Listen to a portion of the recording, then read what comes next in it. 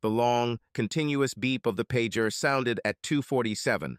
I instantly jumped out of bed, turned on the light on the bedside table, and turned to put my feet on the floor and listen to the dispatch communication. Attention, Eagle Star pilot and crew. Attention, Eagle Star pilot and crew. The Mason County Sheriff's Department is requesting your response to a traffic accident involving injuries on Highway 120, approximately 15 miles south of Red River Falls. Martindale Fire and Rescue Services are on scene. One vehicle overturned. One death has been confirmed. Martindale firefighters and rescue workers report a lengthy extrication process. Call time is 2:47.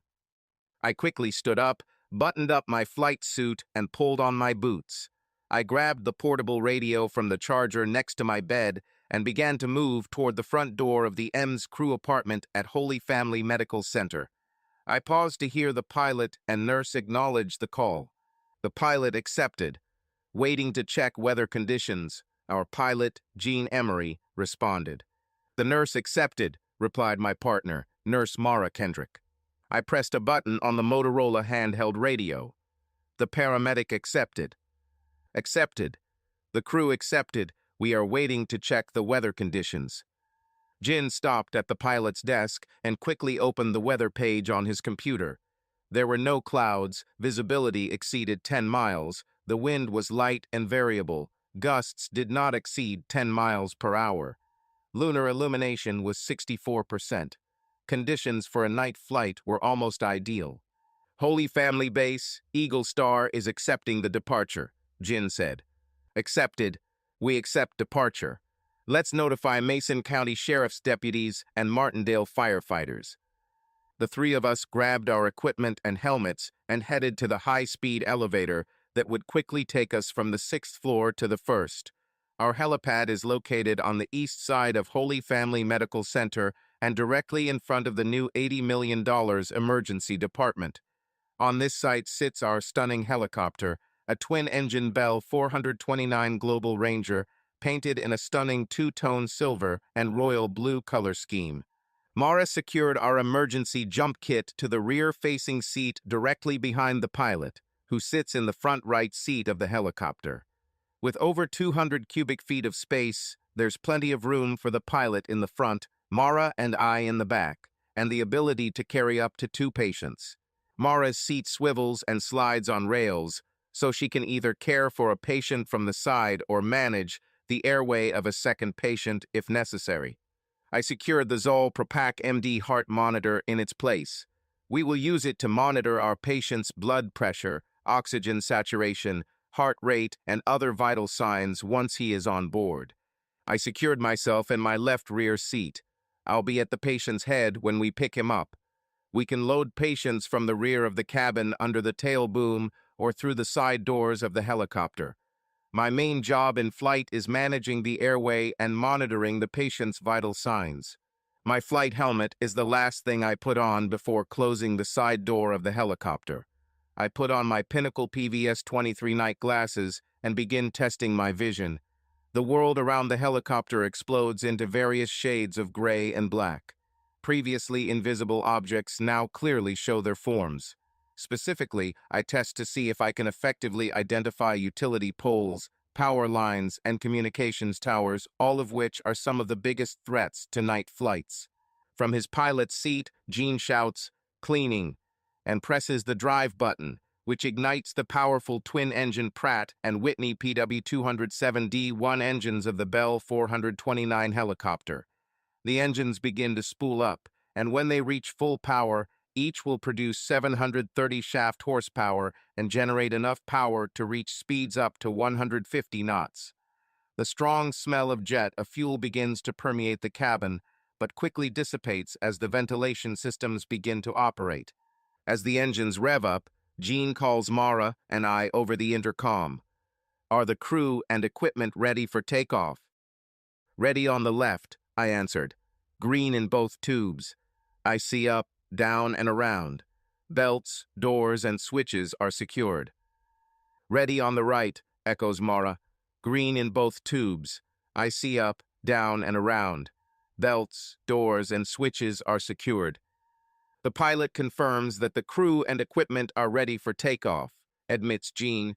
Holy Family Base, Eagle Star November 9er Alpha Lima helicopter takes off from Eagle Star Base. There are 3 people on board and 2 hours and 30 minutes of fuel. The estimated time of arrival at the scene is approximately 6 minutes. Eagle Star, accepted.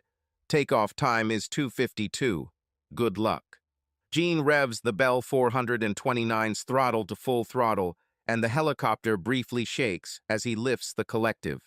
The Bell 429 wins the fight and begins a gentle climb to about 300 feet to ensure we are well above the hospital building. Turn left, says Gene. Accepted. We turn left, I answer. I quickly scan and make sure there are no potential obstacles in our path. Cleaning on the right, Mara says, doing the same check. Its task is to watch the right side, since this is the direction the tail of the helicopter will move when turning left.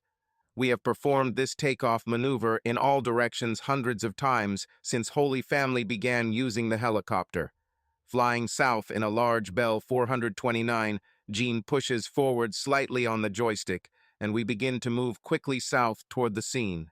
I quickly press the switch on the main radio to the mutual aid, setting to contact the Mason County Sheriff's Department and ensure that Martindale deputies and first responders have established and secured a landing zone. Mason County Sheriff, this is Eagle Star. How do you hear? I wait a few seconds before hearing, Eagle Star, this is Mason Country 1721. 1721, can you confirm that the landing zone is secure? 10-4, Eagle Star. The scene is north of milepost 99. The vehicle is set back from the road about 80 feet. We've stopped traffic in both directions, and a guard is monitoring your tail rotor. Accepted, 1721. Can you report that extraction is ongoing?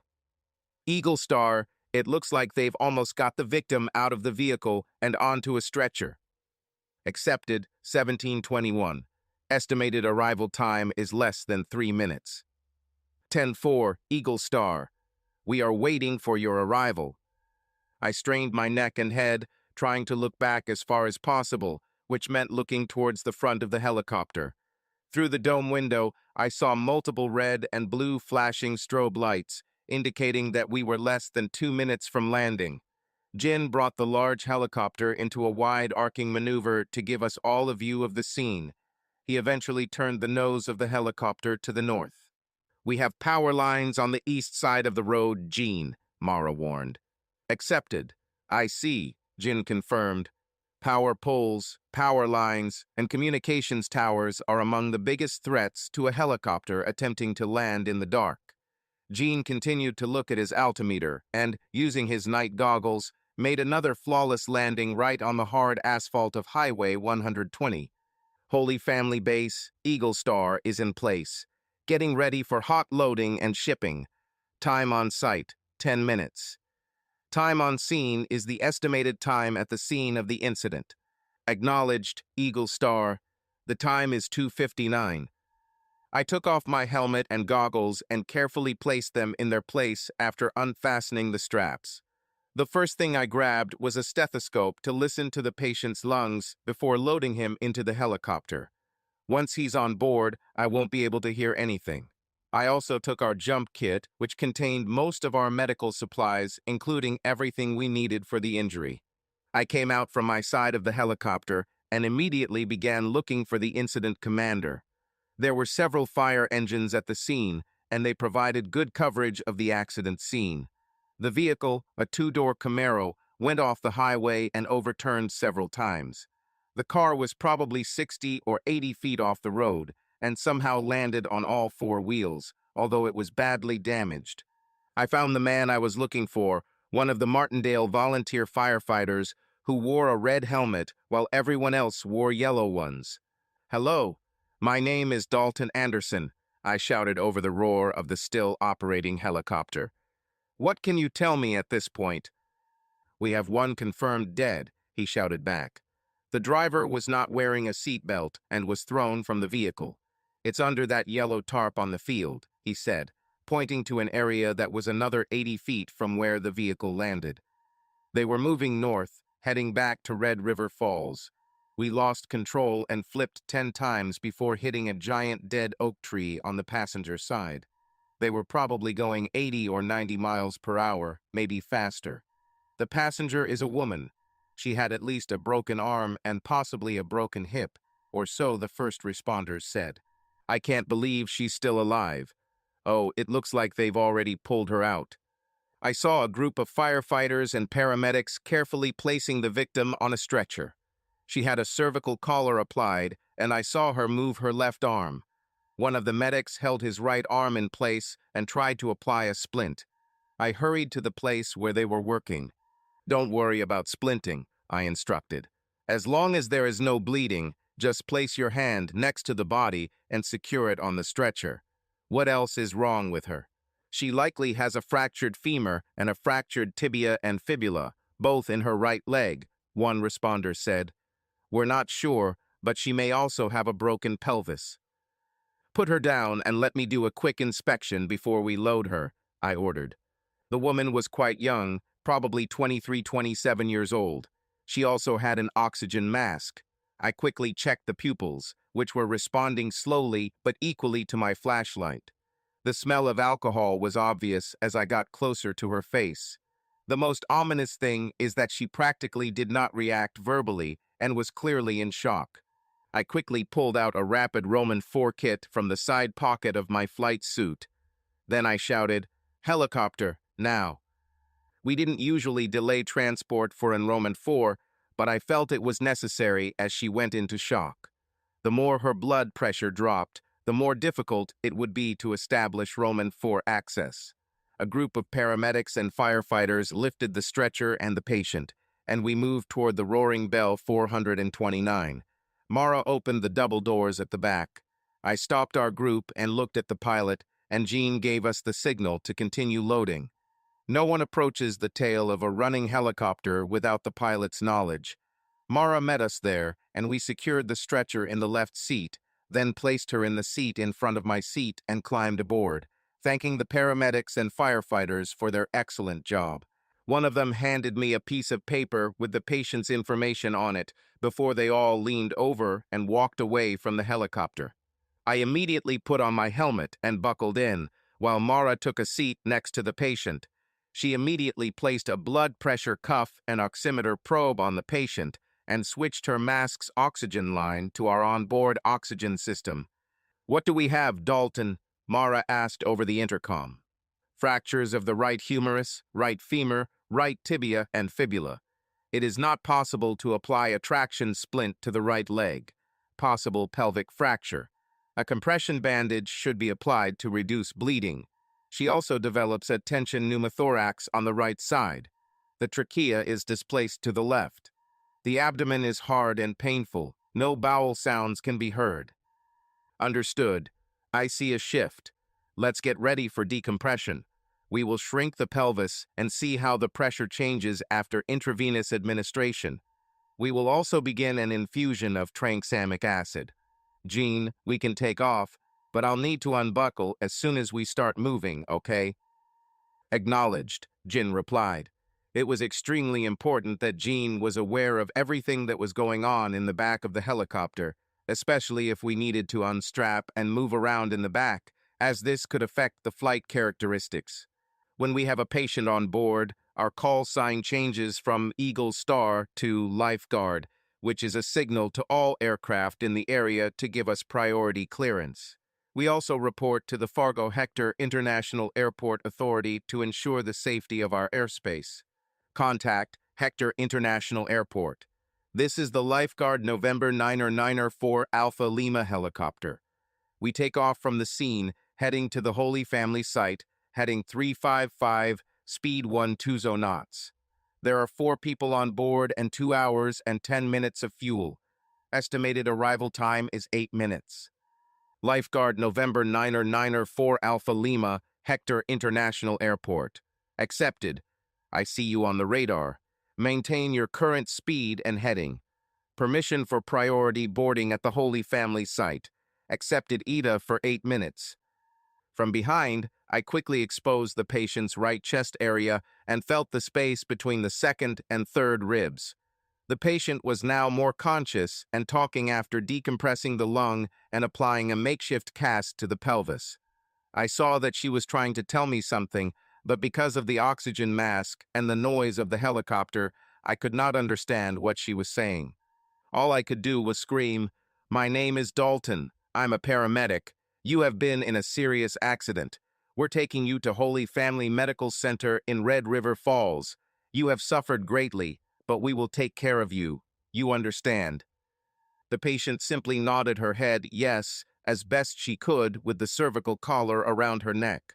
I notified Jean that I was going to change frequencies and immediately switched our radio to the hospital frequency to contact the Holy Family Emergency Department. I looked at the Propac monitor to assess the patient's vital signs and was unhappy with what I saw. Her blood pressure continued to drop and was now 70/45. Holy Family this is Eagle Star. Contact for injury report. Katie Stevens, the head nurse in the came on the line to take my report. Eagle Star, this is the Holy Family. Continue. Holy Family, we have a patient approximately 25 years old who was injured in a single vehicle rollover with significant damage. Keep in mind that there was a deceased person in the same vehicle. I spoke into the microphone in a normal voice, which was good because I didn't want the patient to be scared when I notified the of the death. The patient has an obvious fracture of the right humerus, right femur, right tibia and fibula, as well as a high probability of a pelvic fracture. The abdomen is hard and there are no bowel sounds. The patient had an apparent right-sided tension pneumothorax that was relieved with 14-gauge needle decompression. Initial oxygen saturation was 85% on high-flow oxygen. Saturation is now 99%, and tracheal displacement has decreased. A large caliber intravenous line with saline solution is installed, which drips quickly. Tranexamic acid is also administered. Blood pressure 70/45, pulse 138, respiration 24, temperature 37 degrees Celsius. The cardiac monitor shows sinus tachycardia, rate 138 with occasional premature ventricular contractions. Premature ventricular contractions may be a warning sign of cardiac arrest. The patient is secured on a stretcher with a cervical collar. Extraction time is more than 20 minutes. Estimated time of arrival at the site is approximately 2 minutes. We request an alarm and a meeting with staff for hot unloading. How do you understand, Holy Family? Got it, Katie replied. We monitored the scene and raised an alarm. The traumatologist and neurosurgeon will arrive in less than 5 minutes. The staff is ready to meet you on site. Understood. Eagle Star, end of line. Jean brought the helicopter into a wide arc again, and Mara and I put on our night goggles again. Are the crew and equipment ready to land? Asked Jin. Ready on the left, I replied. The belts, doors, and switches are secured. Ready on the right, Mara confirmed. The belts, doors, and switches are secured. Accepted. The crew and equipment are ready for landing. Jean turned on the helicopter's bottom-mounted landing lights and illuminated the area from above. We saw a gurney and 4 people ready to help us unload. As always, Jin performed another flawless landing and landed the large helicopter softly in the exact center of the pad. Holy Family Base, Eagle Star has returned to the site. The time is now. Acknowledged, Eagle Star. The time is 3:17. Welcome home. Mara immediately unfastened herself and opened the double doors at the back. The waiting team with the gurney made eye contact with Jean and hurried towards us. All 4 were already wearing full protective gear with gloves, gowns, masks, hoods, boots, and face shields. We quickly freed the stretcher and moved it to the back of the helicopter. I grabbed the Propac monitor and saline bags and exited the helicopter as the patient was quickly placed on a gurney and taken to the emergency room while the helicopter was still running at full power before shutting down. We hurried to the main trauma room where 2 emergency room doctors and nearly 20 other staff members were waiting. The team, including multiple surgical technicians, nursing assistants, and trauma surgeons, assembled and prepared the operating room for emergency surgery. Within 20 minutes of landing, the patient was sedated, had a breathing tube inserted, a chest tube was placed, and was rushed to the operating room for emergency surgery. Mara and I collected our equipment and replaced all used supplies at the scene and on the flight back to Holy Family. All the adrenaline that had been coursing through my body a few minutes ago now seemed to be leaving my system, and in its place was an overwhelming fatigue. Jean returned to the crew dormitory before us after plugging in the helicopter's battery charger and refueling it. With medical supplies replenished, Eagle Star was back in service. Since the flight was an injury challenge, my responsibility was to report on the patient's medical care. Most of our calls are medical and involve transporting patients from one hospital to another. On these flights, Mara was the leader in providing patient care. But because paramedics typically have more hands-on experience working on scene, we have typically taken a leadership role in helping patients on these calls. Don't get me wrong, though. As a flight nurse, Mara Kendrick was still ultimately responsible for medical care. She trusted me and had confidence in my ability to provide excellent patient care. Plus, I worked with her husband, Josh, at my day job as a firefighter and paramedic at the Red River Falls Fire Department. I only worked 2-3 shifts a month for Eagle Star, and they usually only lasted 12 hours, while the regular paramedics worked 24 hours. I finally finished documenting the call around 4:30 am. I decided to try and get a nap before I had to get home to Royal Fork, which is about 45 minutes west of Red River Falls. Our helicopter shift starts and ends at 7 am, so I took the opportunity to get some sleep. I would ask Mara to review my report before she goes home in case she wants to add anything that I might have forgotten or missed. Overall, I thought the challenge went very well. We were only on site for 10 minutes and did a lot of work with the patient on site and during the flight back to Holy Family. First responders and Martindale firefighters did an excellent job of extricating the patient from this mangled vehicle, and Mason County Sheriff's deputies and State Department troopers on scene did an excellent job of establishing a landing zone. I didn't see much room for improvement, although there are always things that can be done better. But often, even if you do everything right, bad things still happen. And in this case, it was exactly like that. Stephanie Pinkerton and her boyfriend, Ziggy Alexopoulos, were hanging out with friends at the only open bar in Martindale and decided to drive home. They both drank, but Ziggy drank too much and should not have been driving in the first place. But he wanted to impress Stephanie and stretch his new-to-him Chevy Camaro to the limit and lost control of the car. An autopsy revealed that Ziggy had a blood alcohol level of 0.25, more than 3 times the legal limit. Less than 20 minutes after we rushed her into emergency surgery, Stephanie Pinkerton died on the operating table. She was a month away from her 26th birthday. She is survived by a 6-year-old daughter and a 3-year-old son. I live in the town of Royal Fork, which is about 45 miles west of Red River Falls, where I work. I couldn't help but replay the entire challenge over and over in my head, wondering if there was anything I could have done differently that might have changed the outcome. The smart part of me knew that there was little that could be done, especially given the amount of injuries she had sustained. The emotional part of me, however, always demands and needs an explanation for why a person dies instead of surviving the trauma. This is how most firefighters, paramedics, law enforcement, doctors, and nurses feel. We always want to believe that there was at least one action that could have changed the outcome. I think it's kind of an internal quality assurance process that we go through. I parked in the driveway of my house, which is a 1970s house with 2 garages. I parked my 2014 Taurus in the right spot. The left seat was reserved for my roommate, Darla Jones. Darla moved in with me about 4 months ago with her 5-year-old daughter, Natalie, and 3-year-old son, Nathan.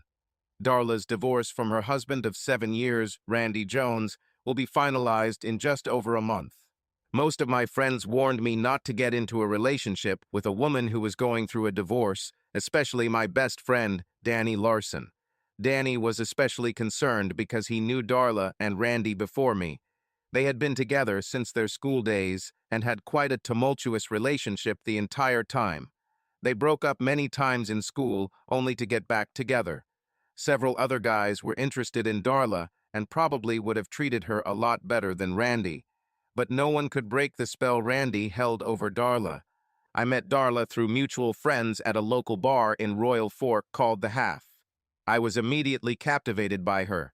She was a natural brunette with a dark skin tone and eyes so dark they appeared almost black. She was built to be a petite 5'1" with gorgeous D-cup breasts that gave her the most delicious curves I've ever seen on a woman. She was small, but a true dynamo of sex and beauty. We took time to get to know each other, especially because she was going through a divorce. Somehow I managed to win her heart, and we started dating exclusively. About 3 months into our relationship, we decided to move her and the kids out of Darla's parents' house and into my house. I had 3 bedrooms and 2 full bathrooms, so it seemed logical. Plus, I was absolutely crazy about Natalie and Nathan and quickly started getting close to them from the moment we first met. I haven't even met Randy Jones. Shortly before Darla filed for divorce due to his chronic drinking and womanizing, he allegedly went to one of the developing oil fields in North Dakota and got a job working for one of the oil companies. Darla didn't hear from him the entire time we were together. The divorce had been largely uncontested up to this point, and Randy's lawyer agreed to the terms, which essentially meant that Darla could take all the furniture and what was in the bank account, which wasn't much.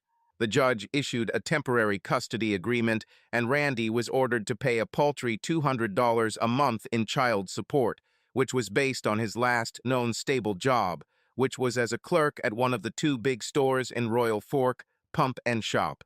I entered the house through the garage, went up to the kitchen, and placed my overnight bag and keys on the kitchen table. Immediately something caught my attention. It was a very faint smell, but it was undoubtedly the smell of cigarette smoke. I walked all over the top floor and the kids' bedrooms and finally the master bedroom trying to find the source of the smell. Nothing looked out of place in the rooms. I couldn't pinpoint where the smell was coming from, but it was undeniably there. Someone smoked in my house. I went out onto the terrace and started looking for cigarette butts. At first, I didn't see anything, but I decided to check further. I walked down the steps to the base of the terrace and looked underneath. There were 4 cigarette butts lying on the ground. Marlboro Lights. I knew Darla didn't smoke, and I didn't have anyone else in the house, like maintenance people or delivery people. Judging by the smell of cigarettes inside the house, I could only conclude that someone had been smoking on the terrace and then entered the house, bringing the smoke with them. There was no one in the house except me. Nathan was in kindergarten, and Natalie went to morning preschool and then day kindergarten with Nathan. Darla was at work at Callahan Manufacturing. Callahan was the largest factory in Royal Fork and one of the largest employers. Darla worked the first shift there from 8 a.m. to 4 p.m. Callahan's manufactured a variety of trailers, from flatbed semi-trailers to livestock and horse trailers, automobile trailers, and a variety of smaller trailers for utility and landscaping applications. I couldn't imagine who Darla could invite. None of her close relatives smoked, and none of her friends either, at least as far as I knew. I decided to put the thought out of my mind and take a shower to wash off the fatigue from my 24-hour shift. I felt human again after my shower and decided to tackle a few projects around the house until everyone got back. Darla and the children returned home shortly after 4:15 p.m. Darla looked tired, but the children were full of energy.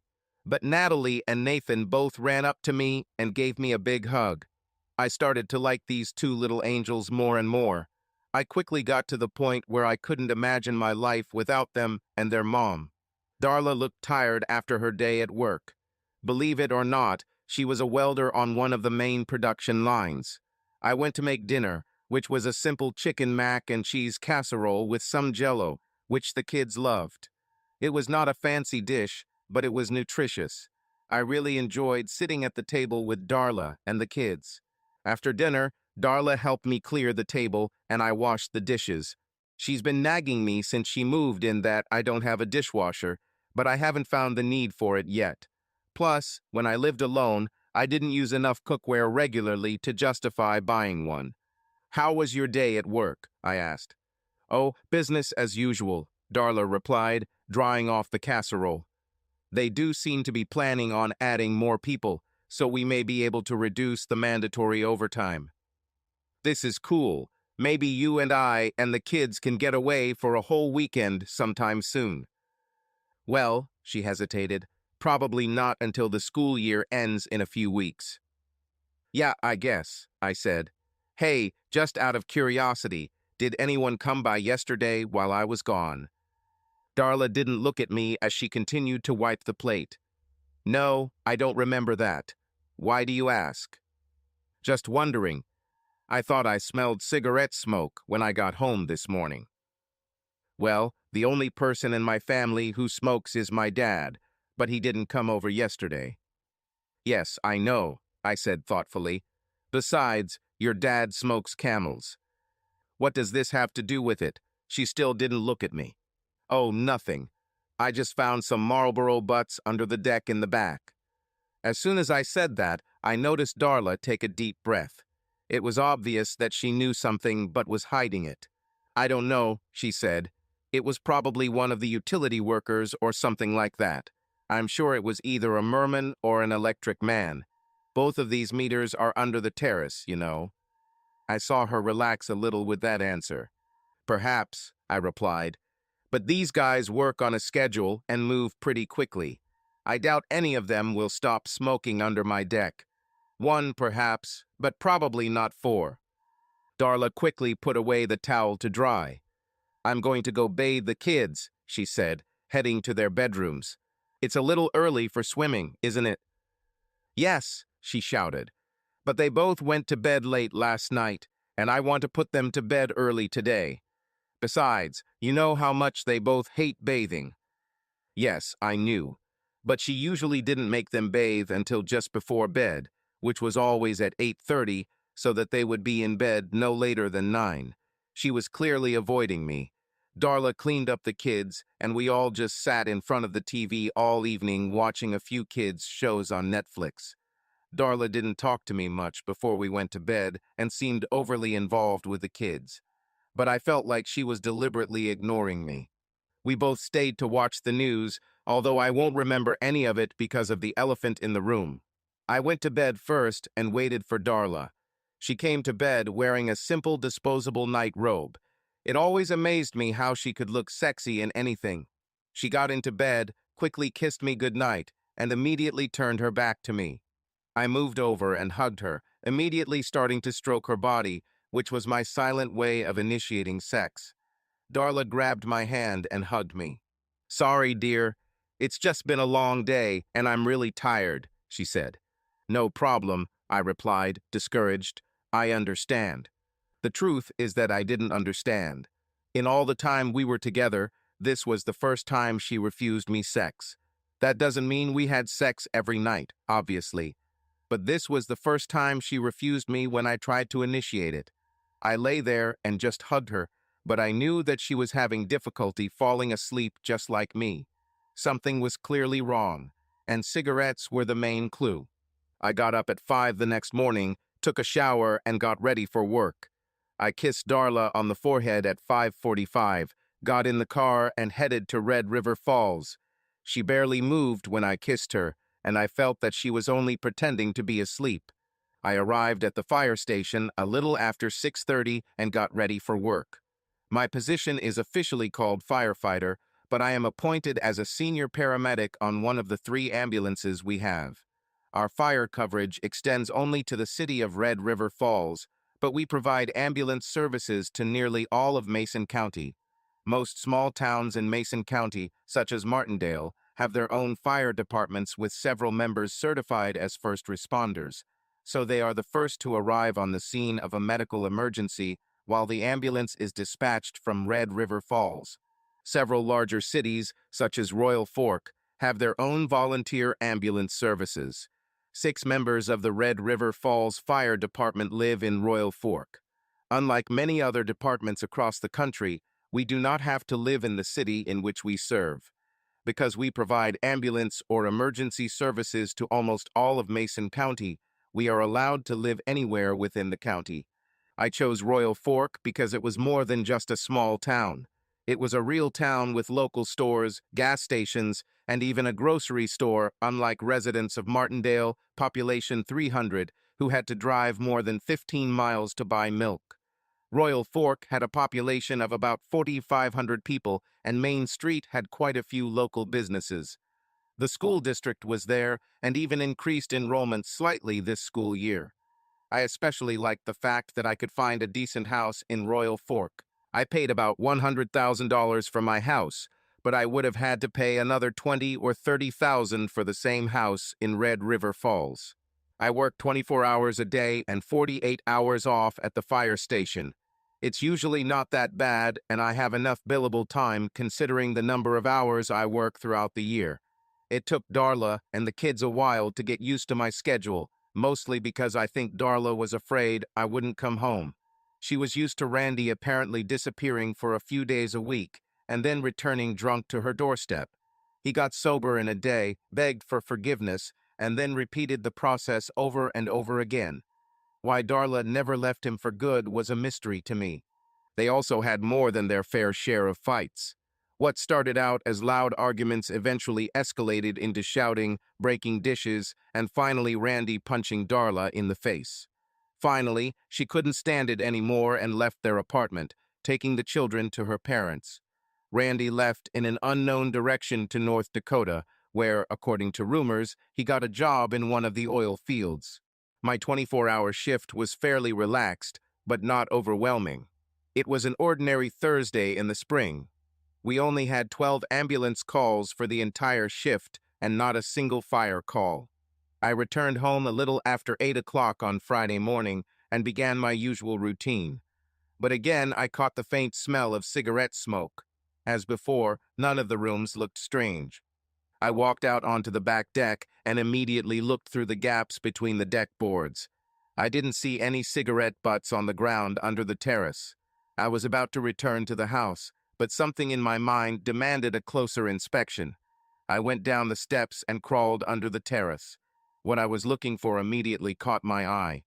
The ground under the terrace was constantly wet due to the lack of sunlight and the melting frosty soil from warming temperatures. I could see my obvious boot marks from under the terrace 2 days ago when I first saw the cigarette butts. But today I saw fresh shoe prints that did not belong to me. They were too small for my boots and too big for Darla or the kids. Someone was smoking on my terrace. This time he was smart enough to put his cigarette butts away. I returned to the house, seething with anger. Someone was clearly here. Both Darla and I always locked the house when we left, which meant whoever came was obviously invited. I went to take a shower, stewing in my anger the entire process. Who the hell came here when I wasn't here? And why didn't Darla tell me? At that moment, I heard the doorbell ring. I jumped out of the shower, threw on a towel, and put on a robe. As soon as I left the bathroom, I heard the front door open and someone enter the house. "Hello, Dalton? It's me, Danny." It was my best friend and Mason County Sheriff's deputy, Danny Larson. "Yes, I'm here," I replied. "I just got out of the shower." "Oh shit, sorry to bother you, brother," he said, embarrassed. "It's okay. Just let me finish drying myself, get some clothes on, and I'll be there in no time." Danny waited in my living room while I finished drying off and getting dressed. Once I was dressed, I headed into the living room, where I saw Danny sitting in one of my chairs, drinking a Coca-Cola that he poured himself from the refrigerator. "What happened, brother?" I asked. "Not much, man. I just wanted to come and talk to you about something," Danny said. "Oh, sounds serious, man." "That's right, Dalton, and I'm afraid that you won't like it, and maybe you won't love me for telling you this." I felt acid wash over my stomach at his words. "Keep going, Danny." "Well, Dalton, it's not easy for me to say, but someone came to your house while you were at work. My station includes Royal Fork, you know, and I patrol the entire city for about 2 hours each shift. I drove by your house a few weeks ago and saw an old 1980s Chevy pickup in your driveway. I've seen him here several times since then. You drive a Taurus and Darla drives an Escape, so I know it's not your car. Did you punch the numbers? I really shouldn't have done that because I might get in trouble for doing random checks, he said hesitantly. Check is a term used by some law enforcement officers when they call a license plate number. But yes, he continued, I rang the pickup number. It's registered to Randy Jones. I swallowed, but other than that I showed no reaction. Okay, I said. Danny was puzzled. Okay, this is all? Don't know. What else do you want me to say? I thought you'd have a bigger reaction than this, Dalton. Unless, he said carefully, you already knew. I went into the kitchen, grabbed a Coke for myself, and walked back into the living room, plopping down on the couch across from Danny. I didn't know it was Randy Jones, but over the past few days I suspected that someone was nearby. I finished a 24-hour shift at Eagle Star a few days ago, and when I got home the next morning, I was pretty sure I smelled cigarette smoke in the house. I searched the whole house. Nothing seemed out of place. But when I went out onto the terrace, I found some cigarette butts under the terrace. Are you sure it wasn't one of the utility workers? Pretty sure not, I said. I don't know if any of these guys smoke, but even if they do, I doubt they'll hang out under my deck and smoke, especially 4 of them. Fair enough, Danny admitted. Anyway, I had the day off and then worked my regular shift at the fire department yesterday. When I got home this morning, I smelled smoke again. I went outside and looked under the terrace and saw footprints. I guess someone was smoking on my deck again and went under it to clean up after themselves. This is weird. How would they know? Because, I explained, I'm an idiot. I mentioned this to Darla the next day after she returned from work. She tried to come up with 1,000 explanations for who it could be, and none of them were convincing. Then, after we went to bed, she completely disconnected from me. During all the time we were together, she never refused me sex. Plus, she was lying in bed pretending to be asleep, and I knew she had been awake for hours. We were both silent for several minutes. What are you going to do? Danny asked. I'm going to look into this. If Randy is going after Darla again, it has to stop, and it has to stop now. Do you think he's just coming to see the kids? He asked. Perhaps, I admitted. But why now? Why after all these months? In all the time Darla and I were together, Randy never asked to see the children. I see your point, Danny said. Like I said, what are you going to do? It's the only thing I can do, Danny. I'm going to look into this. I'm going to talk to her again tonight and tell her what you told me. Once she hears that I know Randy was with us, she will have no choice but to confess. Danny shook his head in sympathy. I don't envy your situation, Dalton. And despite everything I said before, I really love Darla and I hope things worked out for you. I know, Danny, and I know you're not one to say, I told you so. I appreciate it. Danny finished his Coke, stood up, and we shook hands firmly. I'm really sorry, Dalton. I sincerely hope it's not something serious. I know, man. Thanks for stopping by and letting me know. I watched Danny get into his squad car and drive away, another wave of acid washing over my stomach as I thought about my upcoming conversation with Darla. I ran a few errands around town and purchased a new garden hose from Delmer's Hardware. When I returned, it was late, and Darla and the children had to return home soon. I fried some ground meat and made spaghetti for dinner, which Darla and the kids loved. Natalie and Nathan both ate with gusto, and I couldn't help but laugh as I watched little Nathan take in his pasta one at a time. Darla wanted to help clean up after dinner, but I told her, don't worry about it. I can handle it. Just go and relax for a while with the kids. I'll find you in a minute, and then we'll talk. Darla froze in place. What do you want to talk about? We'll get there, I said as I washed the pan. Just go and relax with the kids. I'll be done here in about 20 minutes. She turned very restlessly and left the kitchen. I found her downstairs in the family room, watching the kids playing Nintendo. I also stood there and looked at them for several minutes.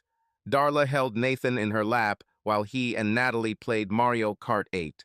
Finally, I said, "Do you want to go upstairs and talk for a while?" Darla looked worried as she sat Nathan down on the couch. "Go play with your sister, okay?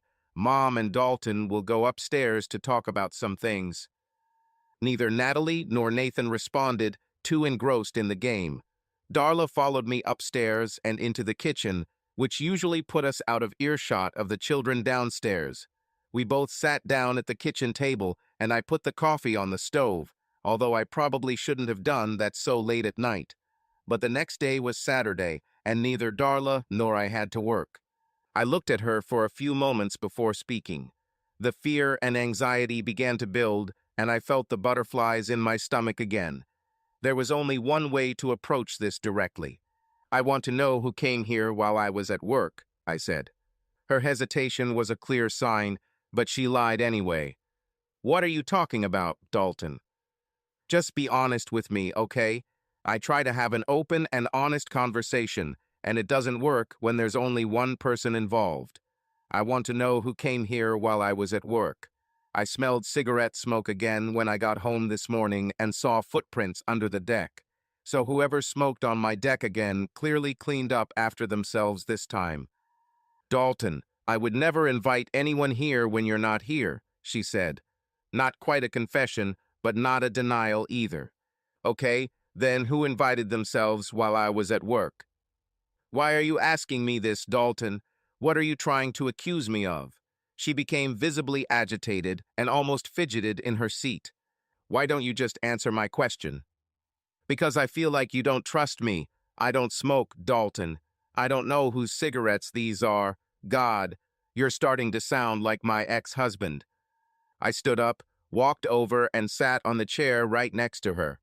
Leaning close, I said, "It's funny that you mentioned your ex-husband." "Why is this funny, Dalton?" "It's funny, Darla, because my buddy Danny Larson came over to our house this morning while you were at work. His patrol route covers Royal Fork, and he spends a lot of time patrolling the city, and he saw the old beige one a few times. A Chevy pickup parked in my driveway, but it's only there on days when I happen to be at work. Danny's shift at Callahan's is 7 a.m. to 3 p.m. The time Danny could see that truck is the time you're most likely to be home." Darla just sat there, increasingly afraid and clenching her fists in fear. "Besides," I continued, "I know who the owner of this shitty Chevy is. Do you know who the rightful owner is?" Darla just sat there with her head down and started crying.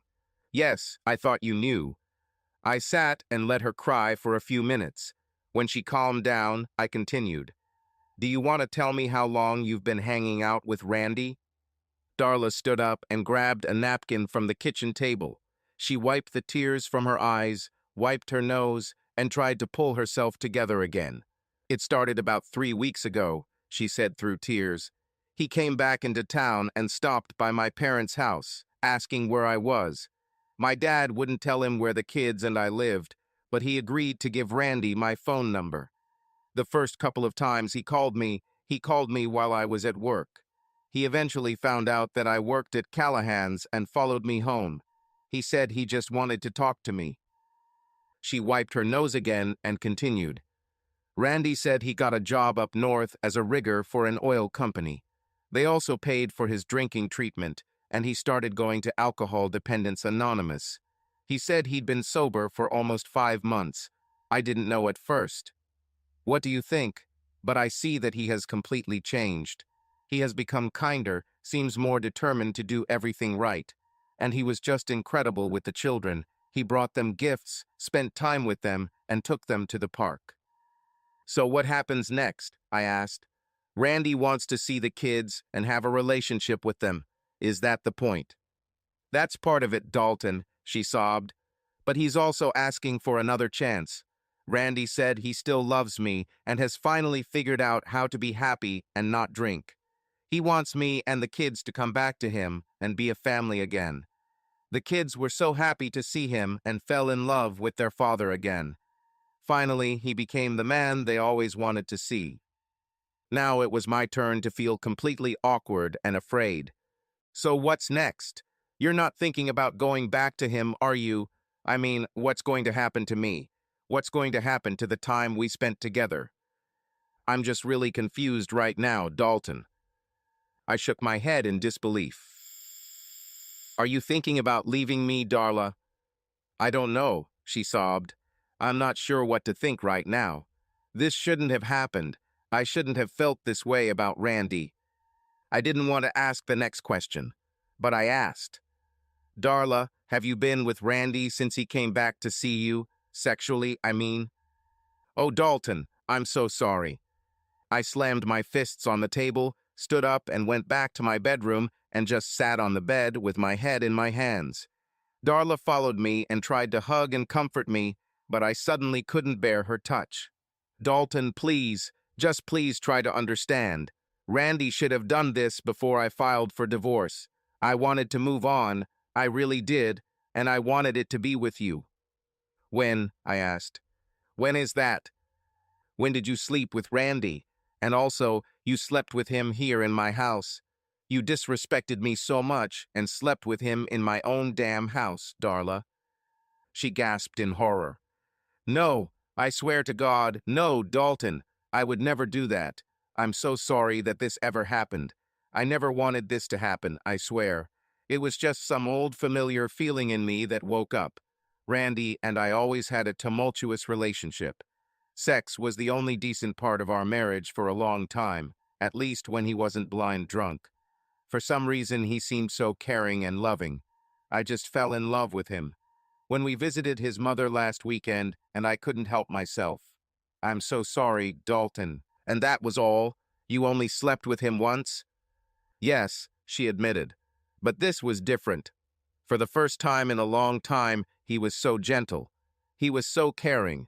It felt like we were making love, not just having wild sex. I don't know how else to describe it. I could hardly hold back my tears. So this is what you want. Another chance with Randy. Are you going to throw away the last 7 months of our relationship to go back to Randy, despite everything he's done to you before? I don't know, Dalton. I haven't made a decision yet. He's still the father of my children, and he's changed so much. Of course, people change when they're not raging alcohol addicts, Darla. What do you think will happen when he relapses? He promised it wouldn't happen. He promised to stay sober for me and the kids if we came back. I burst into hysterical laughter. Darla suddenly became angry. What the hell is so funny, Dalton? Laughing at me won't help, and it certainly won't help me decide if I want to stay with you instead of Randy. This was the last straw. You know what, Darla? I think you've already made your choice. I opened the drawers on my dresser and started throwing clothes into my work bag. What are you doing, Dalton? What do you think, Darla? I'm going to call Danny and ask if I can sleep over at his place tonight. That way I won't disturb you while you get yours and the kids' things together. Darla suddenly realized that things were getting real. Dalton, please, let's talk about this some more, okay? What else is there to talk about? I asked, stuffing my pants into my bag. Clearly, the relationship I've built with you isn't strong enough to keep you from going back to Randy, or at least from considering it. I never said I was definitely leaving Dalton. No, you didn't, Darla, but that obviously didn't stop you from sleeping with your ex. And the funny thing is, you seem to have forgotten that Randy was your ex for a reason. I told you, Dalton, Randy isn't like that anymore. Well, as soon as you get out of the house, you can see for yourself, Darla. A leopard doesn't change his damn spots that easily. I took the keys and headed down to the garage. The worst part was that I had to walk past the family game room where Natalie and Nathan were still playing Nintendo. I stopped and fully realized the pain of Darla's betrayal, realizing that I was not only kicking her out of the house, but also the children. I really became attached to them and became the father figure they never had but always needed. I couldn't bear to look at it any longer and headed to the garage. Dalton, please, Darla begged as she followed me. Please, let's talk about this some more, okay? Like I said, Darla, there's nothing more to say. You clearly don't love me, or at least don't love me enough to not cheat on me, and you still have feelings for Randy. This is a completely unacceptable situation. You've had 7 months to think this through, and you still haven't. Looks like all my friends and family were right. I shouldn't have gotten into a relationship with a woman who was still married. Well, that's all I am anymore. I won't repeat the mistake. I threw my bag on the front passenger seat and got behind the wheel. Dalton, please, I'm begging you. Come back to the house so we can talk about this some more. I gripped the steering wheel tightly and took several deep breaths. I'm going to Danny's for the night. I'm too angry to talk about it wisely right now. My advice to you, Darla, is to take the rest of the night to decide what you want. I'll be home tomorrow at noon. If you still want to be me, we'll talk about it. If you decide to give Randy another chance, I expect you to leave before I return. Darla stood in the garage, crying, watching me drive away.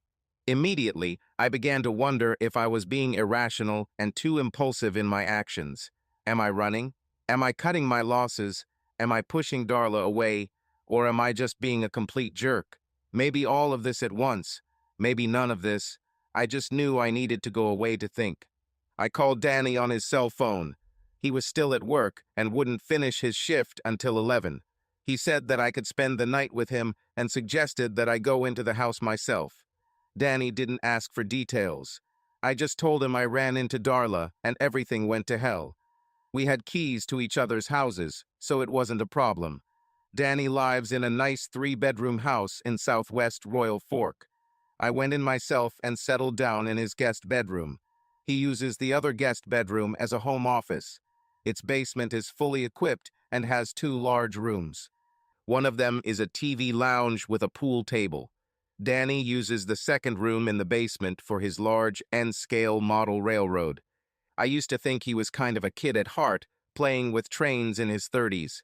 But the more Danny told me about his passion for model railroading, the more fascinated I became.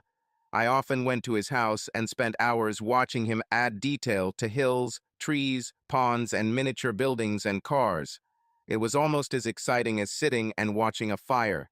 Maybe it was just a miniature world that Danny could escape into a small world where the worries and problems of the real world disappeared. As I stood there, looking at its layout, I wished it was a real place where I could escape my problems with Darla.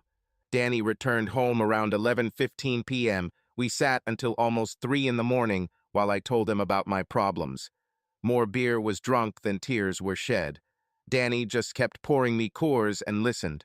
He occasionally asked questions to make me think, but never made judgmental comments. Yes, he was never a fan of my relationship with Darla in the beginning, but only because she hadn't divorced Randy yet. I couldn't understand the whole situation. What the hell does Randy fucking Jones have that I don't? For the first time in their lives, I was able to provide Darla and the children with a comfortable, safe, and loving home. They didn't have to worry about where their next meal would come from, whether they would have clothes, or whether the electricity would stay on. Randy Jones never held a full-time job for more than 6 months without being fired. He never finished school, dropping out, and not even receiving a diploma. I couldn't understand what Darla had ever seen in him, let alone what had made her marry him. She did not become pregnant with Natalie until they had been married for almost 2 years. But Randy wouldn't let her work, wouldn't let her participate in any social activities, wouldn't even let Darla attend church with her parents. He didn't want her to be exposed to anyone or anything that might cause her to see right through him. So what could it be that would make Darla come back to him? Just because Randy was finally sober. How long could this last? Was his sobriety just a ploy to get her and the kids home? Back under his control, under his complete control. Was this the only life Darla ever knew with Randy? The only love she ever received from him? None of this made sense to me, and the more beer I drank, the less it made sense. I finally collapsed on the spare bed around 3 in the morning. When I woke up, the alarm clock on the bedside table said 11:20. I jumped out of bed, quickly put on my pants and socks, grabbed my things, and rushed to Danny's front door. "Where are you going, brother?" he asked. "I need to go home. I want to talk to Darla one more time before she leaves, in case she decides to leave." Danny looked at me with an expression that was both sympathetic and disapproving. Okay, brother, good luck. Let me know if you need anything. I'll do so, I said, rushing towards my Taurus. I suddenly realized that I had made a mistake by not staying and talking to Darla. I realized how much I loved her and the kids and didn't want them to leave at least without talking about it. When I turned onto the street in front of my house, my heart sank to my feet. Randy's rusty old Chevy sat in my driveway. There was another, equally bad, vehicle that must have belonged to Randy's mother. Darla, Randy, and his mother were all loading their belongings into the back of Randy's pickup truck. I parked the car at the curb and got out. I just stood there watching them for a few minutes before Darla noticed me. They all stopped and just looked at me for a few moments. Finally, Donna said to Randy, "Give us a few minutes, okay?" Randy placed the box he was carrying in the back of the truck. Darla came up to me. We were far enough away that we wouldn't be heard unless we shouted. "Dalton, she began. "Don't," I said. "Don't go. Stay for a while and let's discuss everything, okay?" "Dalton, we're almost done loading." "Who cares? They're just things. The only thing I care about in this house is you and the kids. I have to believe, Darla, that there was a reason you left Randy. There's a reason you ended up here with me. I just don't want you to make the mistake of going back to Randy." "I'm not running away, Dalton. You were right last night. I still have feelings for Randy, and it's not fair to you to be with you when my heart and thoughts are with Randy." I stood with my head down, tears streaming down my cheeks. "There's a reason you left Randy, Darla. You know it, and I know it. After everything you went through with him before, maybe you really want to say that you will be happier with him than with me? I gave you a home here, Darla. A decent car to drive. Clothes, beds, and toys for children. You don't have to worry about where your next meal will come from. Do you really think Randy can provide this? Do you really want to go back to living in an apartment, where everyone is living in cramped quarters? A home is more than just a house, Dalton. Life is more than just things and material possessions. I understand that, Darla, but you still need a good roof over your head, clothes on your back, and food on the table. You were truly amazing to us, Dalton, while we were here. I'm sorry." I turned away in disappointment. I didn't want to be seen crying in front of Randy Jones, but every minute it was getting harder and harder to control my emotions. Why weren't you honest with me from the beginning? Why did you secretly cheat on me with your soon-to-be ex-husband? "I don't know, Dalton," Darla said, desperate. "I think part of the reason is that Randy and I are still technically married. I guess part of me felt like I was cheating on Randy with you, not the other way around." "What about the kids? Do you really think Randy will be Father of the Year?" "I can't promise, Dalton, but he does seem to have changed. He finally seems like the man I always hoped he would become." I didn't know what else to say. I couldn't hold back my tears anymore, and neither could she. "Please stay," I whispered, trying to hug her. "I know deep down this is where you belong." "My place is with my family, Dalton," she sobbed. "Is it because of how I reacted last night? If so, then I'm sorry. I'm so sorry. But can't you and the kids just stay so we can talk about it?" "There's nothing more to say. I'm so sorry, Dalton." And she pushed me away and walked back to Randy's truck. Randy just stood there and looked at us with what looked like a concerned but smirking expression on his face. "Darla, wait a minute," I said. Darla and Randy stood by his truck. The children were already in the car belonging to the woman I assumed to be Randy's mother, Beulah. I walked into the house and quickly unplugged the Nintendo system, gathering all the games, console, and controllers into a box that we kept by the TV for organization. It only took a couple of minutes. When I returned to the front door, Randy was waiting for me. I was ready to punch him right in the throat. It wouldn't take much effort. I'm 6-1 inch and Randy might be 5-6 inches or 5-7. "Here," I said, handing him the box. "Take this for the kids." Randy examined the box. "Great, I'd love to play with this. Hey kids," he shouted, turning and heading towards his truck. "Look what Daddy brought for you." It was a punch to the stomach when I heard Natalie and Nathan scream and laugh with joy as they realized their games would go with them. Darla quickly put the kids in the back seat of Beulah's car and then gave me one last look before getting into Randy's truck. "Darla," she left again. I tossed her the keys to the Escape. "You better get the car.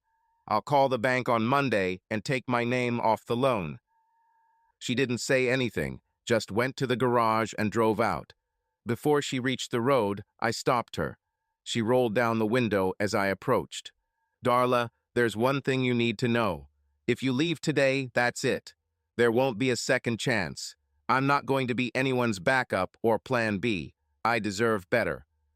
Darla didn't know what to say other than, "I'm so sorry, Dalton." Then she drove out into the street, and I saw tears streaming down her face. I couldn't understand how a woman could be so sad and emotional and break your heart. In some ways, it would have been easier if she had acted like a complete bitch. I stood in front of my house like a statue, watching them drive away until they reached the end of the street and turned left. I went on autopilot as I walked up the stairs back to my living room. The silence was deafening, like in a cemetery. I took my mobile and dialed the number. Danny answered a few seconds later. "Hi, it's me," I said. "What happened, brother?" "They're gone, Danny. They left with Randy a couple of minutes ago." Silence. "Oh, damn, Dalton. I'm so sorry. Hey, I'm not working today. I'll be at your place in a few minutes, okay?" "Yes, okay," I answered, monotone. Sure enough, 10 minutes later, Danny showed up at my door. We spent the rest of the day doing what guys always do when they get dumped, wallow in grief. Danny wasn't working that day, so I decided that the next morning I would call work and say I was sick, which I was sure I would be, given all the beer we drank. Danny stayed the night with me and spent most of the next day with me. He didn't try to give me a ton of advice. He just listened and gave me the opportunity to let it all out and talk. The worst part, besides going to bed alone, was walking past Natalie and Nathan's rooms and seeing them empty. Only their small beds remained. I became so attached to them. I'm just over 31 years old, and I still have time to start a family. But I couldn't help but feel that Natalie and Nathan were mine too. It was worse than just losing the girl. Instead of one person, I lost three. The pain was 3 times stronger than with a normal rupture. I tried to move forward over the next few weeks. It helped when I could focus on something other than Darla and the kids. I also tried to avoid people we knew who might voluntarily tell me about Darla and the children. The best way to do this is to not respond to Royal Fork rescue calls, so I took myself off the schedule for a couple of weeks. Several of us from the Red River Falls Fire Department live in Royal Fork. All but one of us are also members of the Royal Fork Volunteer Fire and Rescue Department. Several of Darla's friends volunteered for the service and worked with me on the rescue squad, which is what we called our volunteer ambulance service in Royal Fork. About 3 weeks passed and Danny, being the good friend he is, decided I needed a night out and a chance to stop moping. So we put on our boots and headed to Half Pint. It was Saturday, which meant line dancing night at Half Pint, so it would be packed. This also meant that there would be a lot of women in the bar, many of whom would be single. Danny and I sat at the bar, sipping beers. I realized a long time ago that I would never be invited to Dancing with the Stars. Unlike many people, I had to drink a couple of beers before I got up the courage to hit the dance floor. The Half Pint was as typical of modern versions of Old West saloons as it gets. In fact, it was just that, an Old West saloon with a few modern upgrades such as electricity, running water, and indoor toilets. The Half Pint was one of the oldest operating bars in the country and the oldest continuously operating bar in the upper Midwest. Talker that even Frank and Jesse James drank in this bar sometime around 1880. Danny and I met up with a few of our girlfriends that we knew locally. Meg and Diana also volunteered for a local rescue team, which is how we all met. We had a great time just talking to them. Meg and Diana were on a girls' date, as they called it. None of their husbands liked line dancing and did not come to the bar that evening. I had absolutely no interest in one of them and would never have started with one of them, no matter the circumstances. I was friends with both Meg and Diana's husbands, who were also local volunteer firefighters. The entire bar hit the dance floor around 11 o'clock to Brooks and Dunn's Boot Scootin' Boogie, which was always the highlight of a line dancing night at Half Pint. Meg and Diana joined us, and we all had a great time, although neither Danny nor I had much dancing skills to show for it. For some reason, women just seemed to be more natural and relaxed on the dance floor. We were all walking back to our table when I saw her and froze in place. It's been 3 weeks since she left, and I haven't seen her. But there she was, Darla, sitting in the corner booth with Randy. They looked like they were with a group of friends. To his credit, Randy drank soda, as did Darla. I was almost disappointed. I wanted to say, "I told you so," even though I still wanted her to be happy. Before I could turn away from her, she looked at me. She said something to Randy, who nodded reluctantly, and she stood up and left her seat. I don't understand why women feel the need to do this, but Darla came to our table. Immediately, Danny, Meg, and Diana realized that they were in an awkward situation. "Hi, Dalton," she said. She then greeted everyone else, and everyone responded politely. I pretended to be too busy sipping beer. Dalton, do you have a couple minutes to talk?" I looked back at my friends, who all looked like they were ashamed of me. I knew it must be equally inconvenient for them, since everyone in town probably already knew that Darla had left me. So I just stood up and led her towards the exit, which was a common thing to do if someone knew they were probably going to get into an argument, or into a fight. I'm sure it will be one of two things.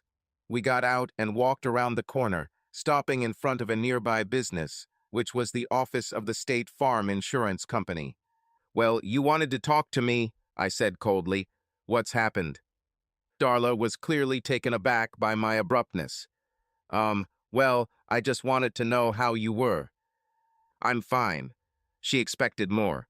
"Just okay?" "Yeah, I'm fine. I'm fine. Danny is fine. Meg is fine. Diana is fine. Everything is fine." "Don't you want to know how me and the kids are doing? Do you want to tell me how the children are?" "Well," she began, obviously regretting starting the conversation, "I just thought you'd be interested in knowing that the kids were okay, but I thought you'd be interested in knowing that they missed you too." I remained silent, waiting for Darla to decide to end the conversation so we could go back inside. "Dalton, come on. Please don't be like that," she begged. "Which one exactly?" "Like this," she declared. "I still want us to be friends, Dalton. The kids still want you to be their friend, too." "So what?" I chuckled. "Just a few months ago, you told me how I could be a great father to them. You said I was a natural, and the kids could finally have a real dad for the first time in their lives." Things were different then, Dalton. I didn't expect things to turn out this way, but I have to give my kids a chance at a real family with the one they started. Randy has changed so much. In fact, the kids and I are all agree that he has become much more like. She was smart enough to stop and not finish the sentence, but I finished it for her. "At me? Did you mean that Randy has become like me? Let me correct you. I never hit you. I never swore at you or called you all kinds of names. I never threatened you. I was never addicted to alcohol and never put my addiction before my family. I never left my family or abandoned them. So please tell me again what Randy Jones and I have in common." Darla took a deep breath and tried to hold back her tears. "I just wanted to say that Randy has changed a lot, Dalton. I want you to be happy for us. I want you to be happy for Natalie and Nathan." "I'm not happy for you, Darla. I think you left me and went back to the lion's den with the kids. I think it's only a matter of time before Randy gets comfortable and decides he can start drinking beer again, then and there. And soon one beer will lead to another and another and another, until finally his drinking gets out of control again, and then you'll find yourself back in the same shitstorm you and the kids were in when I first met you." "No, no, no, Dalton. You're wrong. Randy has changed. He's not the same person anymore." You can tell yourself whatever you want, but don't come near me in public or anywhere else, and don't try to make me happy that you cheated on me with, and then left me for the man who treated you and your family like complete crap. Stop trying to make me feel good about eating a crap sandwich. Now, if you'll excuse me, my friends are waiting for me. And I left her crying and went back to the bar and sat back down with Danny, Meg, and Diana. I saw Darla return to the bar and take her seat next to Randy. Randy saw that she was clearly upset and spoke to her. Darla simply shook her head a few times and took a sip of her soda. Randy looked at me with an angry expression. I just shook my head and whispered the word, "Don't." A couple of months passed, and I did not feel any improvement in my personal situation. I simply did not have the desire or energy to again look for female company and the ever-elusive soul mate. I thought I had won with Darla, and we all know how that turned out. Part of the problem was that people always felt the need to tell me how Randy, Darla, and the kids were doing whether I asked or not. When she first left me, some of Darla's friends and family felt the need to let me know through casual conversations that she and the kids were doing well and that they were as happy a family as they could be. But over time, everything somehow calmed down. Even Meg and Diana, who had become some of Darla's closest friends, began to hint that things might not be as they seemed with Darla and Randy. I remained calm and never asked for details, although I knew that both Meg and Diana were eager to tell me more. It was around the beginning of July of that year that Danny suggested going to Red River Falls and having dinner and a couple of beers at the End Zone, which is a very popular sports bar and grill. The idea of leaving Royal Fork seemed like a good one. Initially, we invited Meg, Diana, and their husbands to come with us, but all four of them refused, so it was probably just a date with bro. We got there around 5 p.m., and the place was just starting to fill up. The game between the Twins and Brewers was starting in an hour, and the End Zone was full of TVs to watch the game.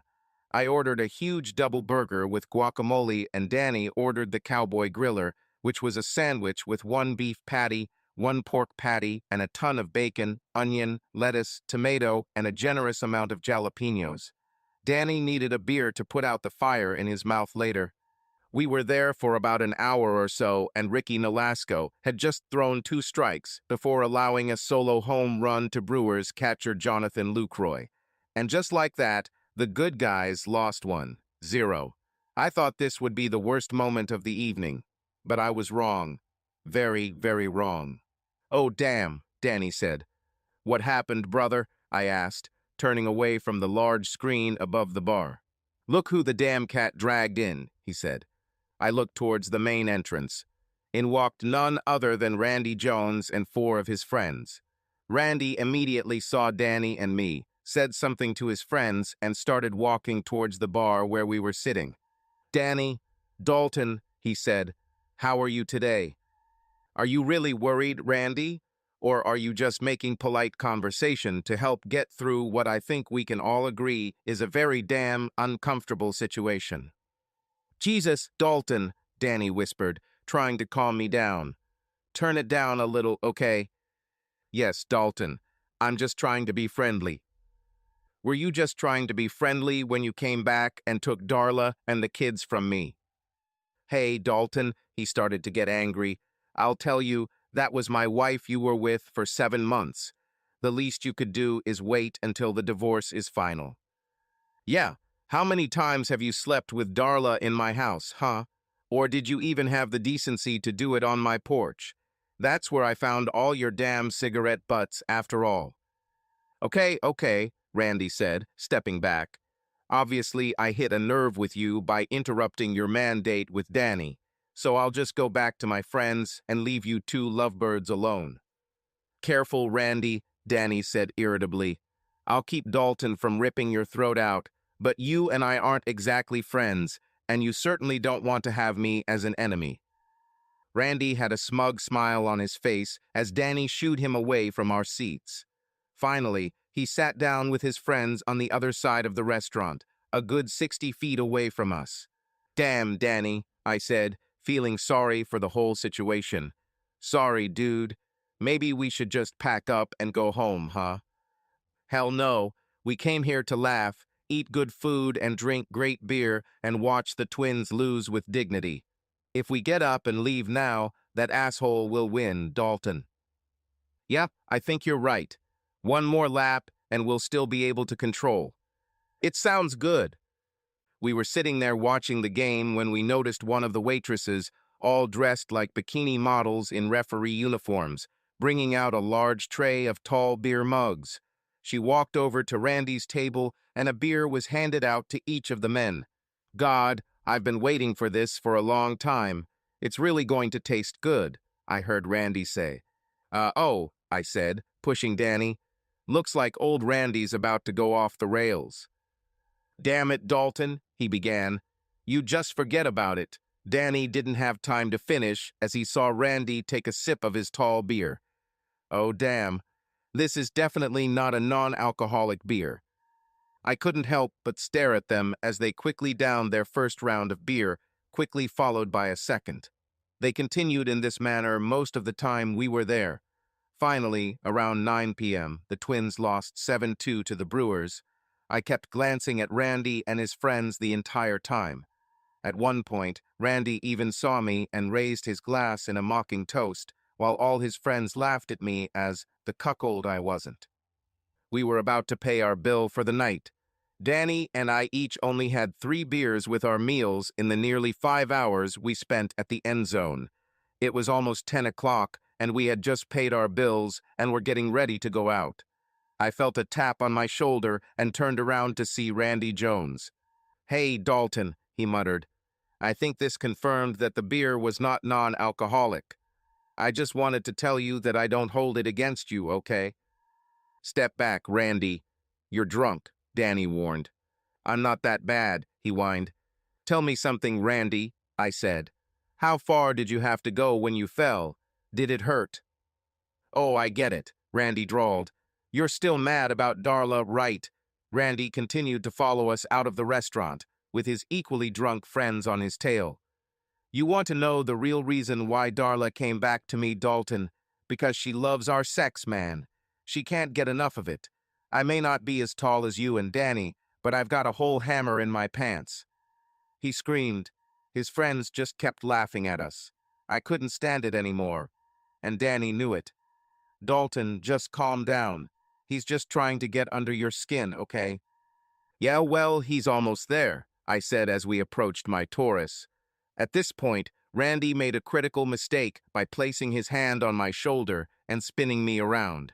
Hey, man, he muttered. It's quite rude to walk away while I'm talking to you. All of you guys stand down right now, Danny warned. I'm a Mason County Sheriff's deputy, and I'll arrest you all for public drunkenness if you don't turn around and go back to the bar. I'm not scared of any stupid cop, volunteered one of Randy's friends. Yeah, what the hell, Dalton? Do you need your buddy for protection? Mocked Randy. Randy then proceeded to reach out with both hands and pushed me hard into the side of my own car in a way that left a dent where my left thigh had been impacted.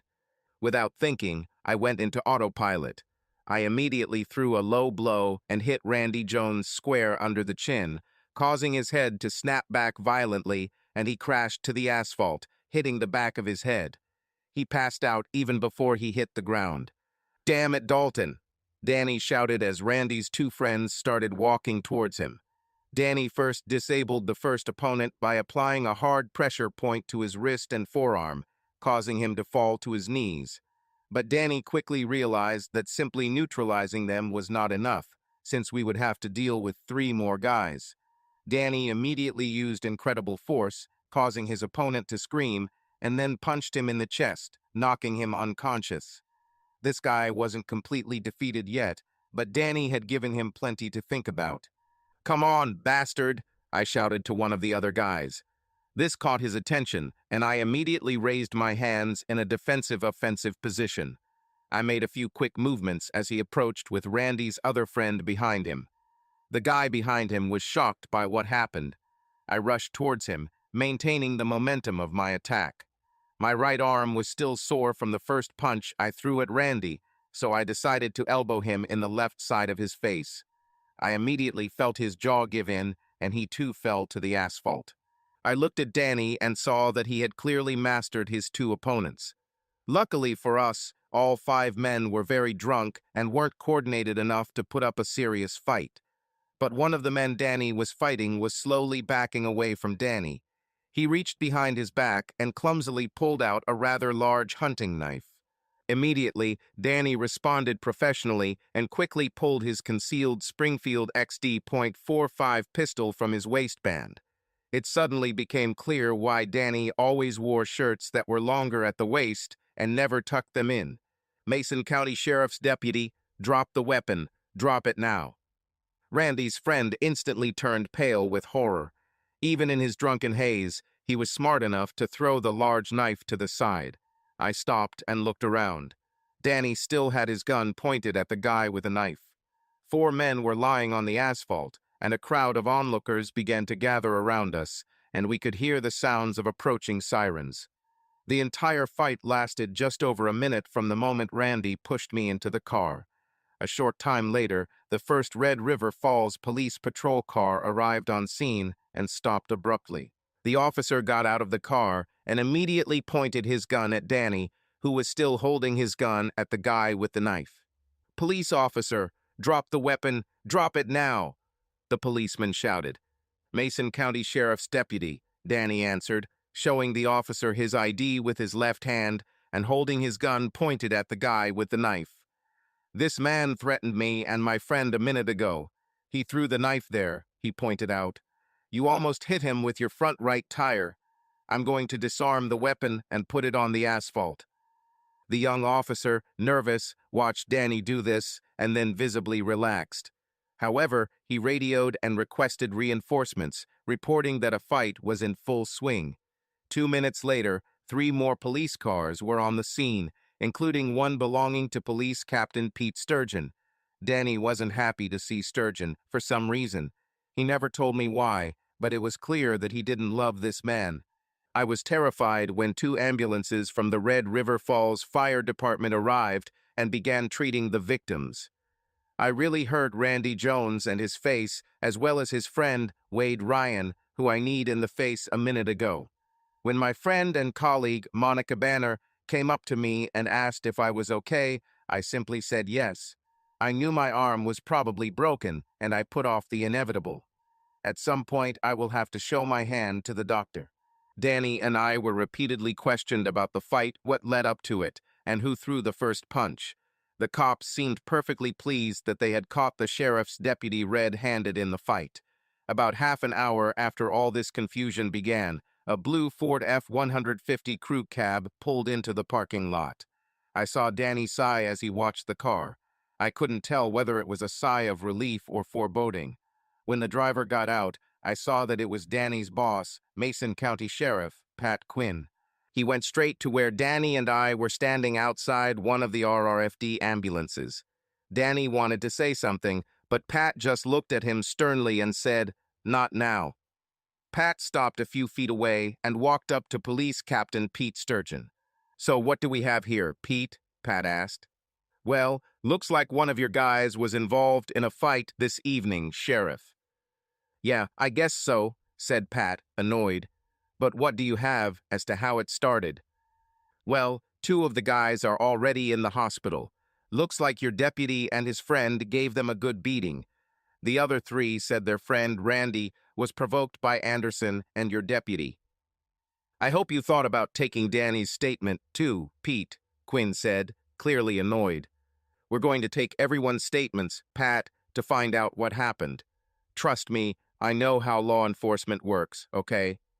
"Yeah, well, I'm going to go inside and talk to the manager," Pat said, heading towards the door. "How can the manager help you, Pat? She was inside the whole time." "See those little round things on the corners of the buildings, Pete? They're security cameras.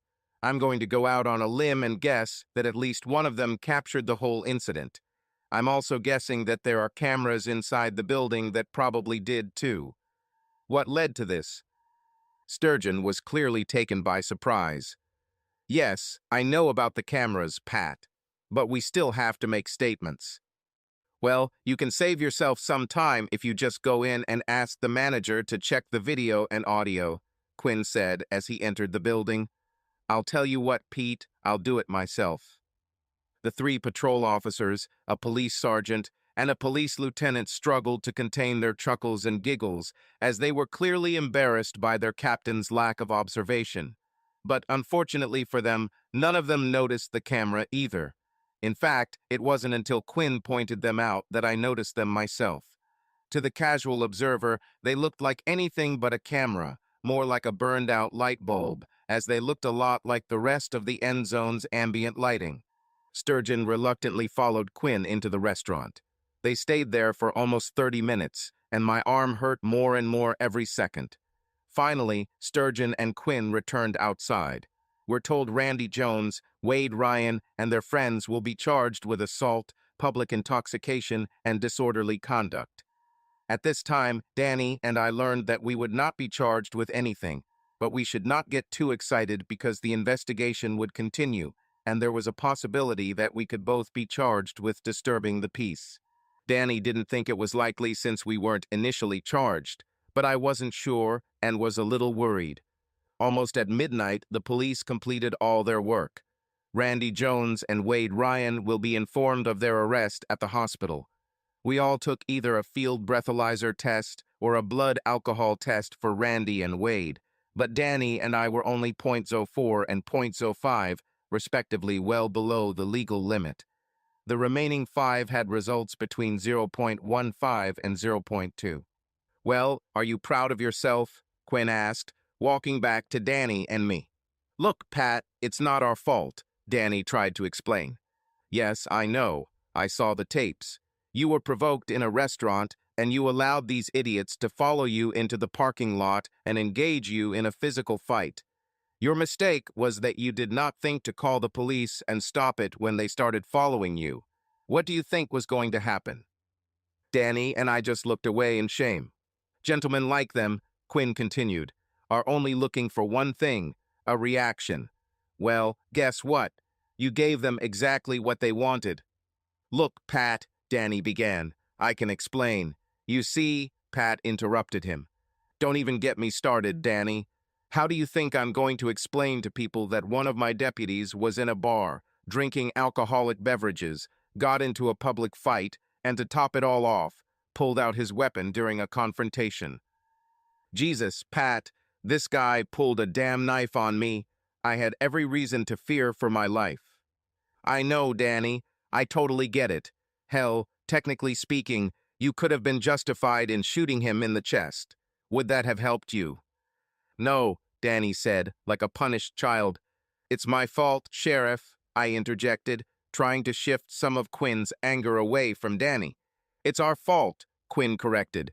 How do you think Chief Van Dyke will react when he finds out about this? Do you think Jerry will pat you on the back? Definitely not, I answered shyly. My boss, Chief Gerald Van Dyke, was incredibly concerned about the image of his department, and I could easily be suspended, whether I was charged or not. Yeah, you didn't think about that little thing, did you? Well, I'll have plenty of time to think about it later. I'm pretty sure my right arm is broken. Yeah, I'm sure Van Dyke will be delighted with this. I think he'll pay a fair amount of overtime to cover your shifts for the next few weeks, huh? Okay, Pat. You made your point, Danny interrupted. Look, we got dragged into a fight, okay? But this wasn't just some random bar brawl, okay? This guy specifically targeted Dalton. He started provoking us from the moment he walked in the door, and he was a jerk from the start. Dalton has been in a relationship with Darla Jones for over 6 months. She's been living with him for, what? 3 months? 4, he said, looking at me. A little after 4, I answered. Yeah, 4 months, Danny continued. Darla and Randy were getting a divorce. There was only a month left before the divorce was final.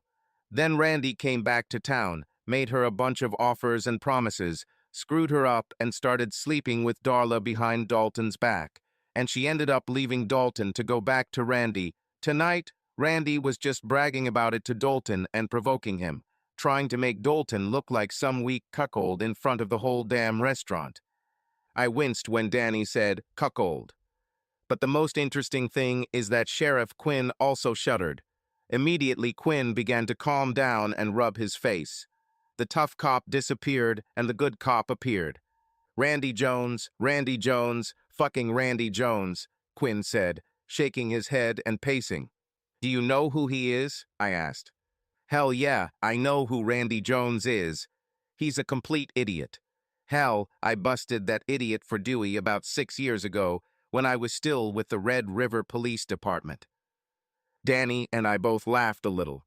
Listen, guys, Quinn said, calmer now. I'll finish my lecture, okay? Like I said, people like Randy Jones only know one thing in life: provoke people and get a reaction from them. I expect you, Danny, to be better than that. And I know that Boss Van Dyke expects you to be better than that too, Dalton. Your good guys like them will gladly bring you down to their level, but Randy Jones and his clown friends don't. Is it clear? Yes, I see, I said. I got it, Pat, Danny said. Danny, take Dalton to the emergency room to get his arm fixed, okay? It will be done, Pat. I gave my car keys to Danny as he was clearly in better driving shape than I was. But before we could leave, Quinn walked up to my car. I rolled down the passenger side window so we could talk. One more thing, Dalton, Quinn began. I know you said your relationship with Darla Jones is over, but have you thought about how this might all affect her? No, I answered sharply. And honestly, I don't care at all. I told her the day she left that I wouldn't be her backup plan. I even warned her that it was only a matter of time before Randy snapped again. Honestly, I'm surprised it took so long. Yeah, me too, said Pat. But you know what? My ex-wife and I didn't end our marriage on the best terms. In fact, after the divorce, we became even less friendly. But even after everything that happened between us, I still care about Clarissa. I'm ready to argue that you probably still care about Darla too. So if I were you, I'd be worried about how today's events might affect her and their children, if they have any. They have two, a boy and a girl, I answered. You and Danny did a pretty good job today with Randy and his friends.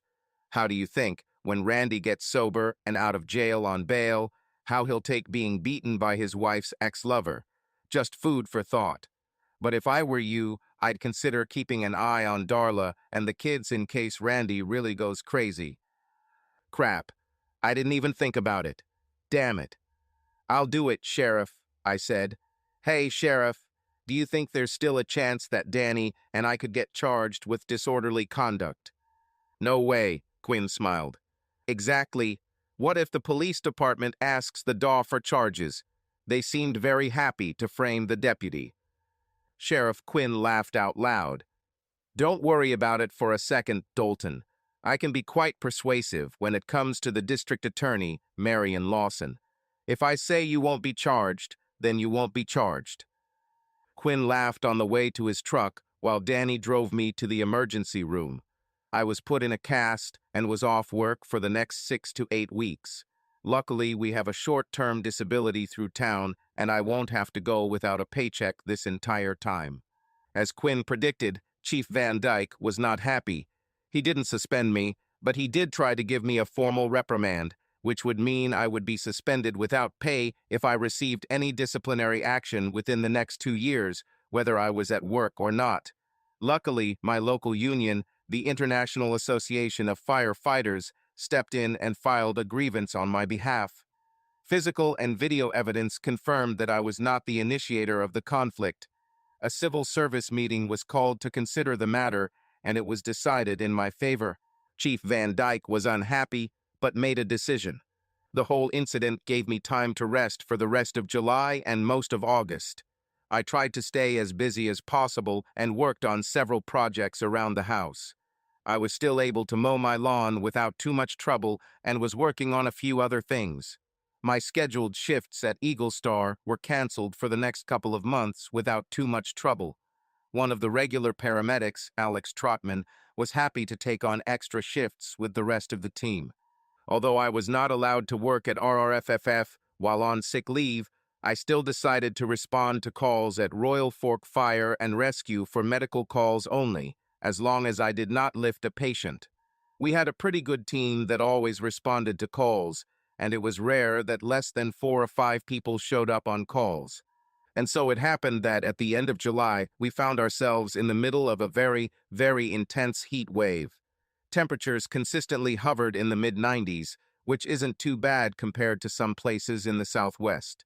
But in the upper Midwest, you have to factor in the incredible humidity we're prone to, which was over 85% for much of the heat. When the humidity is so high, you can't cool down because there is so much moisture in the air. You sweat, but the sweat doesn't evaporate, and you just feel warm and sticky all the time, and not in a good way. July was a bad month for Randy Jones. He was indeed charged with assault, public intoxication, and disorderly conduct. Oh, and he was missing a few teeth. He will likely have to serve a minimum of 30 days in jail and possibly up to 60 days. And that's only if his court-appointed lawyer can reduce the charges from assault to simple assault. For public intoxication and disorderly conduct, he would only be jailed for the night, if at all. But Randy also faced the very real prospect of being fired from his high-paying job as a welder for an oil company in the north. He was paid about $50 an hour, which meant he easily made more than 6 figures with overtime. He lived in company-provided accommodation in the north for a week at a time and then spent a week at home. He worked 12 to 16 hours a day and made good money. The problem is that he spent it just as quickly, and no one knew what he was spending it on. Darla and the children lived in the same apartment as before filing for divorce. Thus, Randy clearly did not improve their financial situation. So, when you combine the unbearable heat with a series of personal and legal problems, the result is nothing less than a ticking time bomb. Anyone who works in emergency medicine or law enforcement will tell you that home assaults spike during hot weather.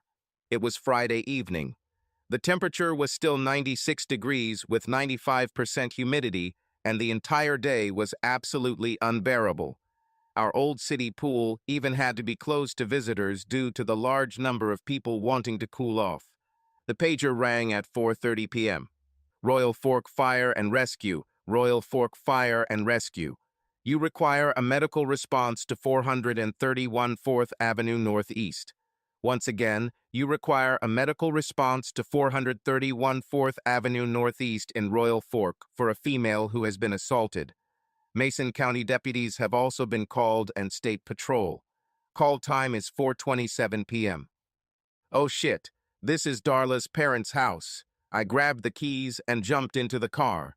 I rushed to the fire station, which was on Main Street. The ambulance had already been taken out of the station and was waiting with its flashing lights on. I parked the car and quickly jumped aboard the ambulance. Jake Herman was our driver today. Meg and Diana were on board, as was Misty Kiefer, another volunteer EMT. I sat up front with Jake and was in charge of the radio. Mason County Dispatcher, this is Royal Fork Rescue Adam 401. You can direct us to 431 4th Avenue Northeast. We will remain approximately 2 blocks until you advise that law enforcement is in place. 10-4, Adam 401. Mason County Deputy 1715 is almost there and will let you know when it's safe to approach. Showing you on your way at 4:31 p.m. It took us less than 2 minutes to arrive in the area, and my stomach was suddenly filled with 2 million butterflies. Controller, Adam 401 is on site. Please advise when available. Copy, Adam 401. 1715 reports that the suspect has left the house and can be approached. 10-4, dispatcher, showing us in place. We quickly drove the last 2 blocks until we parked in front of Darla's parents' house. The house was a typical ranch house with a 1-car garage. He was in good condition. Darla's father, Butch Kent, worked in the town's sawmill all his life. He was not rich, but he provided for his family. Danny met me as we approached the house. He didn't say anything, just shook his head when he saw me on the porch. We walked into the house, and I saw Butch and Cecilia, Darla's mom, both crying and kneeling by the sofa next to their daughter. I felt the blood literally drain from my face when I saw Darla's beaten and bruised body. There were many bruises and abrasions on her forearms. She looked like she was trying her best to defend herself. "Butch, Cecilia, can any of you tell me what happened?" I asked carefully. "That bastard Randy," Butch sobbed. "Cecilia and I were only gone for a couple of hours. That bastard came here and beat her up." Suddenly, it dawned on me. Where are Natalie and Nathan? "They're playing at the neighbor's house," Cecilia sobbed. "At least the bastard didn't do it in front of them." I began to look Darla up and down. I didn't want to expose her too much in front of her parents, but I needed to examine her entire chest. I carefully picked up the t-shirt she was wearing.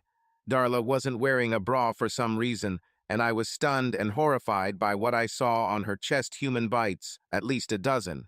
I immediately lowered her shirt and didn't say anything, because I'm sure Butch would have gone crazy and gone looking for Randy to make sure he killed him. "Let's get the stretcher and prepare for transport," I told the rest of the team. Jake and Misty went to get the stretcher while Meg and Diana monitored Darla's vital signs for me.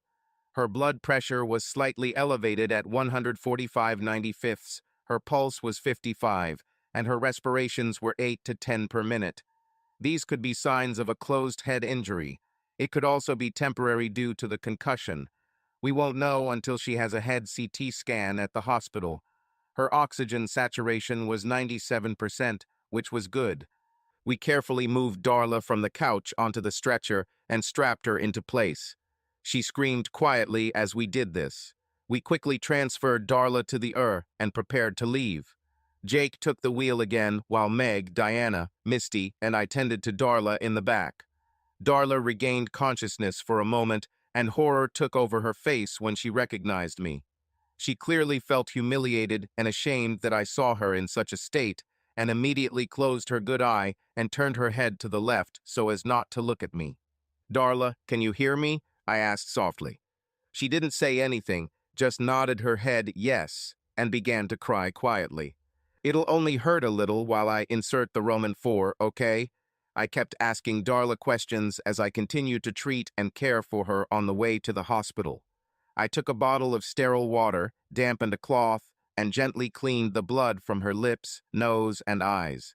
We also splinted her right wrist, which was clearly and severely broken, although the pulse and color of her right hand were still good. Darla answered questions with only a gentle shake or nod of her head. She continued to cry quietly, refusing to look at me. I sat looking at her and felt completely helpless, unable to do more to relieve her pain and suffering. It suddenly became clear that my confrontation with Randy a few weeks ago had played a big role in what happened to Darla. I began to feel a huge sense of guilt, but it was obvious that Darla felt an even greater degree of shame, humiliation, and embarrassment. Everything I predicted about Randy came true. For some reason, I couldn't resist. I stood up, sat on the bottom of the stretcher, and carefully helped Darla sit up, which was especially uncomfortable due to the soft splint on my own right arm. I carefully placed her injured right arm behind her back and gently hugged her. Darla immediately pressed her head against me, crying. I said nothing. Nothing. He simply looked forward and held her in his arms, trying to let her know that, at least for now, she was safe. "Oh God, Dalton," she sobbed. "I'm so sorry. I'm so damn sorry." She continued to sob, and I felt tears begin to accumulate in my eyes. The other girls in the back of the ambulance watched in silence. Tears welled up in their eyes, too, and Diana and Misty covered their mouths to keep from crying. I nodded to Meg, asking her to tell the hospital that we were close, which she did. I continued to hold Darla in my arms, quietly reassuring her and telling her everything would be okay. By the time we got to the hospital, she had calmed down a little, but was still sobbing occasionally. I stood up from the stretcher, carefully laid her back down, and secured the straps. I took her left hand as we moved her from the stretcher to the hospital bed. Shelley Stebbins was the emergency room nurse who took over Darla's care. As we carried her in, I saw horror and horror in Shelley's eyes, wondering who could do such a thing to someone they loved, with the mother of his own children. 30-year-old female, personal physician Dr. Laughlin, victim of assault, apparent fracture of right wrist, severe cut and swelling to left eye and puncture to lower lip.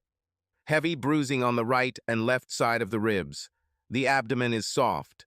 Lung and bowel sounds are clear and present. There are also bite marks on the right and left chest. I saw and heard Shelley gasp when I said that. There's a saline drip in my left arm. It's going slowly. Did you give her anything for the pain? Shelley asked. No. There's a high chance of a concussion, at the very least, and we didn't want to depress the central nervous system even more. Okay, Dalton, thank you. I'll get on with it, Shelley said, starting to tidy Darla up. Dalton. I turned and looked into the room when Darla called out to me in a weak voice. Yes, darling. Dalton, please don't go. Stay with me, please. I didn't know what to do. I didn't even know what to say. Your mom and dad are on their way here. In fact, they're probably already here. Your kids are staying with your parents' neighbors. I don't care, Dalton. Stay with me. Please don't go. I have to go, Darla. I have to come back with the ambulance. I have to write a report and help get the car back online. I'm sorry, but I really can't stay. Darla began to cry again as I carefully removed my hand from hers and walked toward the exit of the room. I took one last look at her before leaving, and suddenly I felt like the biggest scoundrel and scumbag in the world. But I couldn't look at her beaten body anymore. I couldn't stand this shame. I returned to the ambulance garage to see the rest of the team finishing up the car.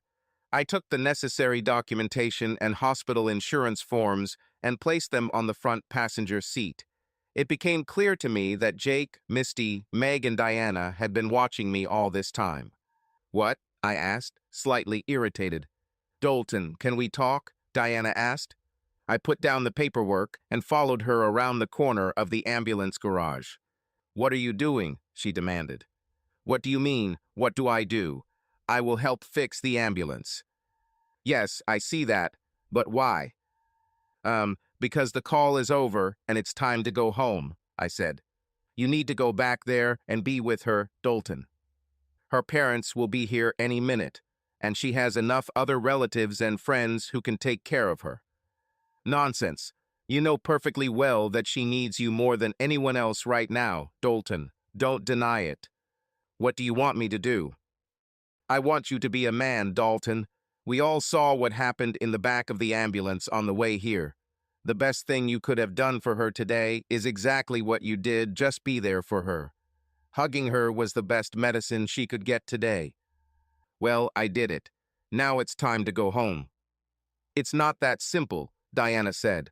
You can't just leave. What else do you want from me? Dalton, you're part of the reason this happened. Bullshit. I don't accept this, and you have no right to pin this on me. Jesus Christ, D. I don't manage Randy fucking Jones. Oh, come on, Dalton. You and Danny beat up Randy and his friends a few weeks ago. They're all charged with assault, public intoxication, and disorderly conduct, but you and Danny aren't charged. Then today Randy finds out he's going to be fired if he doesn't show up for work tonight. But he can't leave because he's on bail and can't cross state lines. He sees you as the root of his problems and automatically links it to Darla. Do you understand?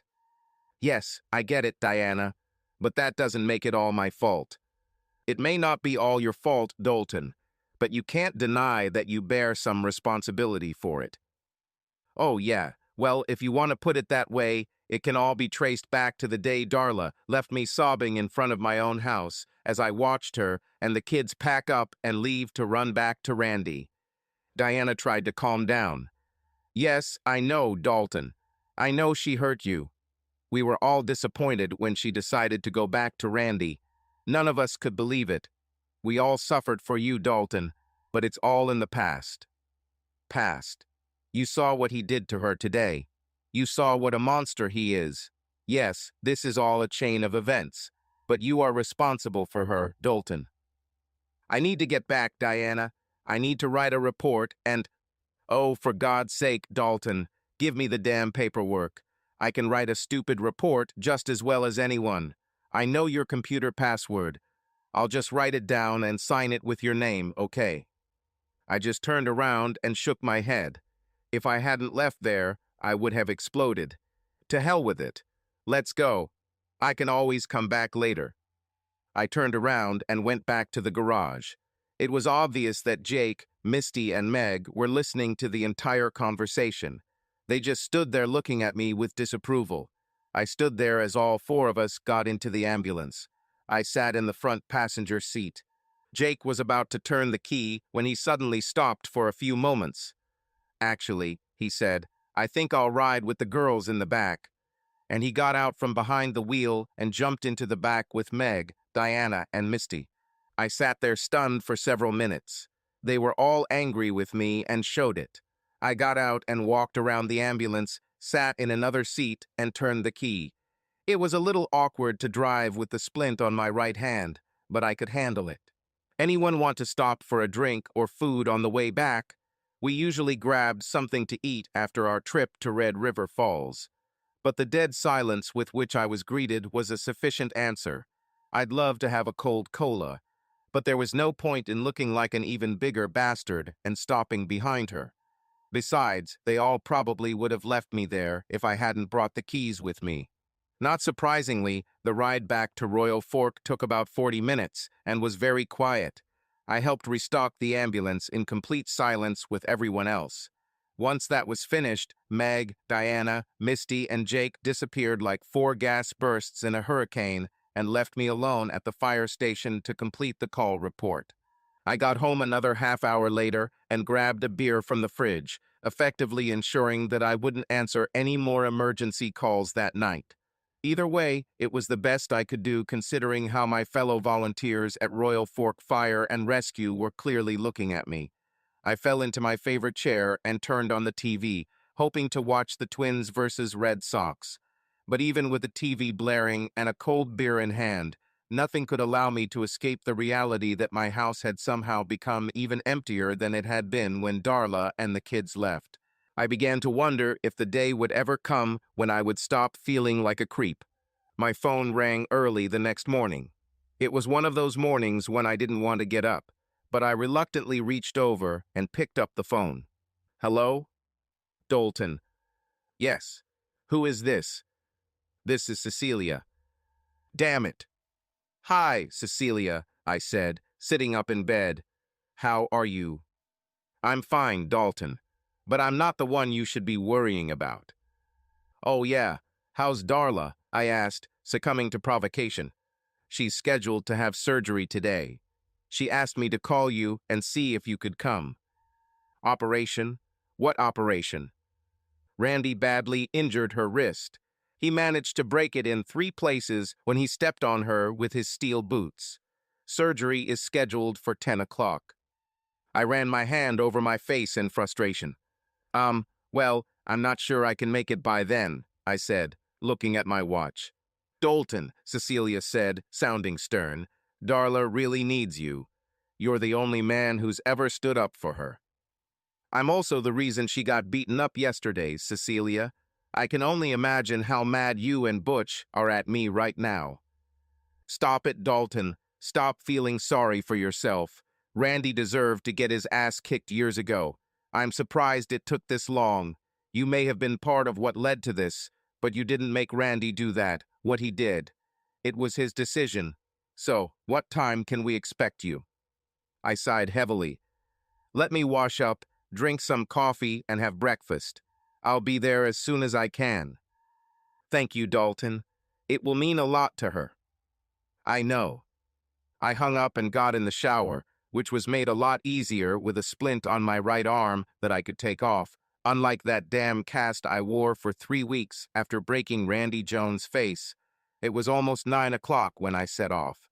I suggested that Darla's arm must be really badly damaged if they were so concerned that they were willing to schedule surgery for Saturday morning.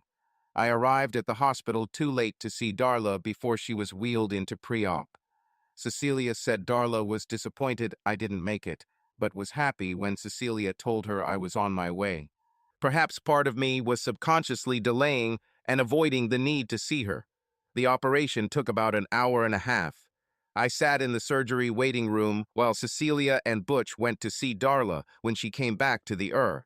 They had been there for about 20 minutes when Cecilia came out and asked me if I wanted to go see her. No, I think I'd rather wait here. It's okay, Dalton. They only allow 2 at a time. You and Butch can spend some time with her. I know she'll be happy to know you're here. If I go to see her, Cecilia, I'd like to see her alone, you know? I understand, she nodded. She returned to the emergency room and a few minutes later came out with Butch. Go, Dalton, Butch said. She's still pretty drugged, but at least she'll know you're here. I half hoped they wouldn't be back for a long time. Honestly, I should have taken the opportunity to leave when they went to see her for the first time. But I got up and walked through the double doors, and the nurse showed me to the emergency room. I was probably lucky they let me in at all, as many hospitals don't allow visitors to see patients in the intensive care unit. Darla was still sleeping. I stood there for almost 20 minutes, just looking at her beaten little body. I once lusted after her 5'1" curves and sexiness. I could imagine all the ways I could worship this little altar of passion and desire. But now, just taking her hand and holding it gently sent cold shivers through my body, and I immediately let go, afraid of causing her even more pain. When I did this, Darla stirred a little and asked who was there. I didn't say anything and decided it was time to leave. I couldn't look at her anymore, knowing that I had helped send her here. Tears began to roll down my face, not from sadness, but from shame. I returned to the waiting room to find Butch and Cecilia still sitting there. They asked if everything was okay, and I said yes. I lied and said she was moving a little and asking them. They both smiled and said thank you and went straight back to the ER. I was already at the end of the corridor and pressed the button to call the elevator when I heard Butch behind me. Dalton, wait a minute. I turned and saw him hurrying towards me. Dalton, I just wanted to say that Cecilia and I really appreciate everything you've done for Darla. Ugh. Yes, of course, I said, holding back tears. What does it mean? The elevator opened. That means, I said as I walked inside, that I'm half the reason she's here. To my surprise, Butch walked in with me. Now listen to me, Dalton. It's not your fault. Yes, it is, Butch. I'm surprised that you and Cecilia can even look at me now. I let Randy get me into a fight, and he took it out on Darla. Yeah, he did, Dalton. But you're the first one to ever stand up to that little bastard. He knows full well you won't put up with his crap. If I were 25 years younger and in better health, I would do it myself. My boss was right, I said, shaking my head. He even warned me that this would happen. I just didn't listen. The elevator opened on the main level, and I walked towards the exit, Butch following me. Cecilia and I tried our best to talk Darla into not dating that little brat, but she wouldn't listen. I know how stubborn Darla can be, but I also know that if you give her another chance, she'll never let you down. Again, Dalton. I don't know, Butch. I think I've done enough damage. It's time to just fade into the shadows. I turned to him, quickly shook his hand, and began to quickly walk to my car. Butch, with his bad hip, couldn't keep up. Darla left the hospital the next day. The only reason they kept her an extra night was because her blood pressure was a little low after the surgery. She returned to her parents' house and stayed there for several days. The problem was that no one knew where Randy Jones was. A comprehensive bulletin and a wanted notice for his car were issued. Everyone decided it was in Darla's best interest to find a safer place to live. Callahan Manufacturing was kind enough to give her a leave of absence until she could sort out her affairs. She won't be paid, unfortunately, but at least she won't lose her job. Darla and the children moved into Karen Cumberland's home a few weeks later, which was a modern, safe women's shelter in River Falls. The location had a video surveillance system installed both outside and inside the building, with panic buttons located throughout the facility that could instantly call the police without the need to dial 911. Any panic button would alert law enforcement, and they would immediately know where it was in the building that the button was pressed. Heavy armored doors and bulletproof windows made the place almost as safe as a prison, except it was designed to keep bad guys out, not keep them inside. There was also a secure room at the entrance where visitors could wait for residents, and where they could be searched before entering the building. I returned to work at the fire department shortly after Darla and the kids moved into the Cumberland house. My arm still hurts from time to time, but I was still able to easily lift patients and perform all my paramedic skills with minimal problems. I've pretty much avoided Darla since she left the hospital, mostly because it still hurt too much to see her that she left me, but also because I increasingly accepted my guilt for causing her harm. I still tried to deflect responsibility when people pointed it out. I'm not sure how much face I thought I was saving in front of people. I guess I just didn't want them to think I was more of a jerk than necessary. I finally found the courage to go see her and drove to the Cumberland house after one of my shifts at work. I brought gifts for Natalie and Nathan and a beautiful bouquet of flowers for Darla. I skipped the roses and chose carnations. I'm not sure what feeling I was trying to avoid, but it felt right at the time. I entered the main entrance and pressed the bell on the security door. A small slot like a mailbox opened, and I saw the eyes of an African-American woman looking at me. I also knew that someone inside could see me on the video camera, so she probably knew I wasn't carrying a weapon before opening the crack. "What do you want?" she asked in a thick city accent. I'd like to see Darla Jones if possible," I replied hesitantly. "Does Darla know you're here?"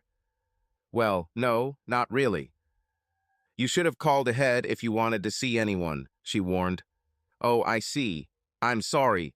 I think I can come another time. Can I leave flowers and gifts for you?" She ignored my question. "What uniform are you wearing?" "My uniform? Well, I work for the Red River Falls Fire Department." "Firehouse, you look like a cop." I laughed. "No, I'm definitely not a cop. See?" I said, pointing to the patch on my right sleeve. "This is a Red River Falls Fire Department patch." "Uh-huh," she muttered. "You still look like the police. What's your name, by the way?" "Dalton. Dalton Anderson." "Wait here," she said, closing the gap. I heard her announce over the intercom. "Hey, Darla Jones. There's a fireman here to see you. Pretty cute for a white guy." I'm sure my face turned red when I heard the women screaming and whistling at the announcement. I soon heard a loud beep coming from the door, indicating that it was temporarily unlocked, so I walked inside. Darla stood there. She looked great. Well, at least much better than the last time I saw her. All the bruising on her cheeks and neck had disappeared, and the only visible reminder of her ordeal was a removable plaster cast on her right forearm. "Hi," I breathed, my heart pounding in my chest. "Hi," she said, smiling. We hugged awkwardly and briefly, mostly because of the flowers and gifts I was holding, but also because we weren't sure about each other. "I just thought I'd stop by on my way home from work and say hi to you and the kids," I said, trying to sound casual. "That's so sweet, Dalton. They really missed you," she said. "We all missed you," she added, fidgeting with her hands nervously. Can we see the kids? I have gifts for them." "Of course. They'll love it. They're upstairs in the playroom." Darla led me through a large room that took up most of the main floor of the building. We walked through another set of security doors and Darla led me to the second floor where the living quarters were. Some were single rooms with one resident, while others were multi-room residences designed for women who brought children with them. We walked through another set of security doors to go up to the third floor, where there were more living rooms and a large play area for the children. When Darla led me into the playroom, Natalie and Nathan shouted, "Dalton," and ran towards me. I hugged them as if I would never see them again and immediately felt a lump in my throat. The kids gave me a tour of the play area and told me how much fun they had at the Cumberland house. I was happy for them in a way as they were excited to have so many other kids to play with. But I also couldn't help but notice the obvious fact that the shelter was indeed filled almost to capacity. I had been there for almost 2 hours when Darla was called to help the other women prepare dinner. The shelter had 2 full-time cooks, but the women staying at the shelter were also expected to help prepare meals and clean the premises daily. Most of them did it with pleasure, as it helped pass the time and take their minds off the domestic violence. Darla and the kids insisted that I stay for lunch. I think I have to admit that if only Darla had asked, I probably would have said no and gone about my business. But Natalie and Nathan were so glad I was here that I couldn't refuse them. The kids sat on either side of me and literally didn't stop talking the entire lunch. Darla just sat across from me and ate mostly in silence, watching me and the kids. There was something of a wistful expression on her face, and her eyes were shining with tears that she would not allow to fall. I couldn't believe how much she had changed since the last time I saw her, and yet something was clearly wrong with her. A visit to the shelter was not the time or place for much conversation, and to be honest, I didn't know if there was anything else to talk about.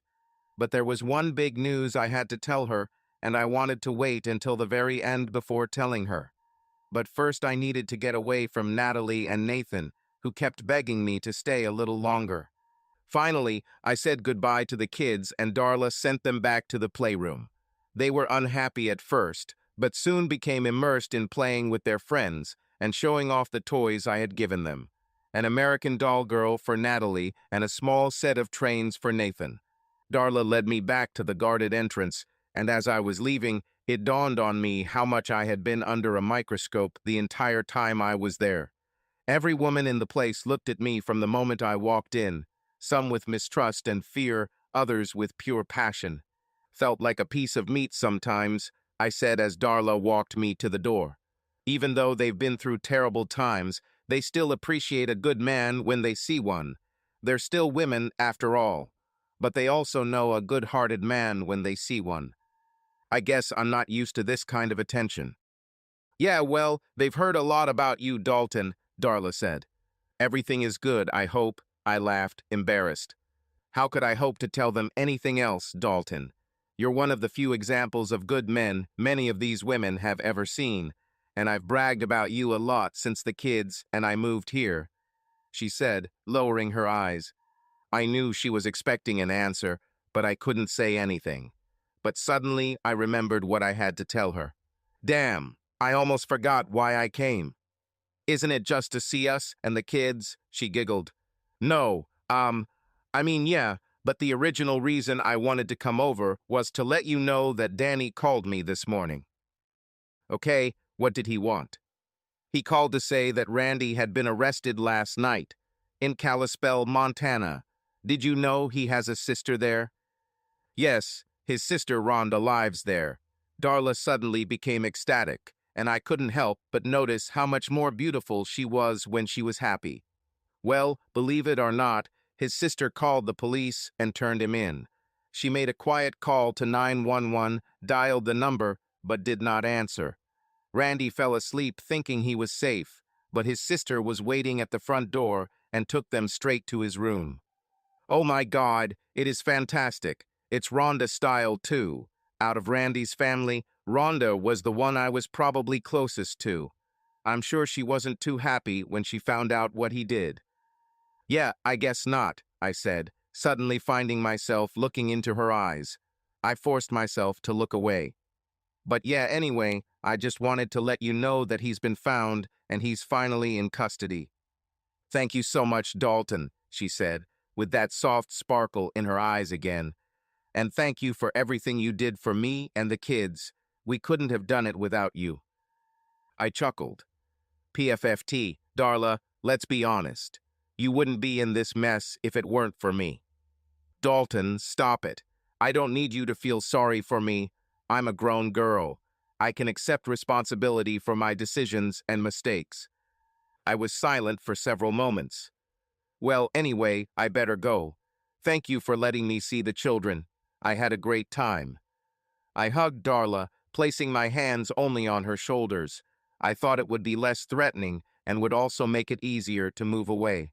Darla stood and watched me leave, looking disappointed and depressed. She knew the truth just as much as I did. I was running away. One of the benefits of Randy's arrest was that Darla was able to petition the judge for an immediate divorce since they were only delaying the divorce process while Randy was trying to become husband and father of the year.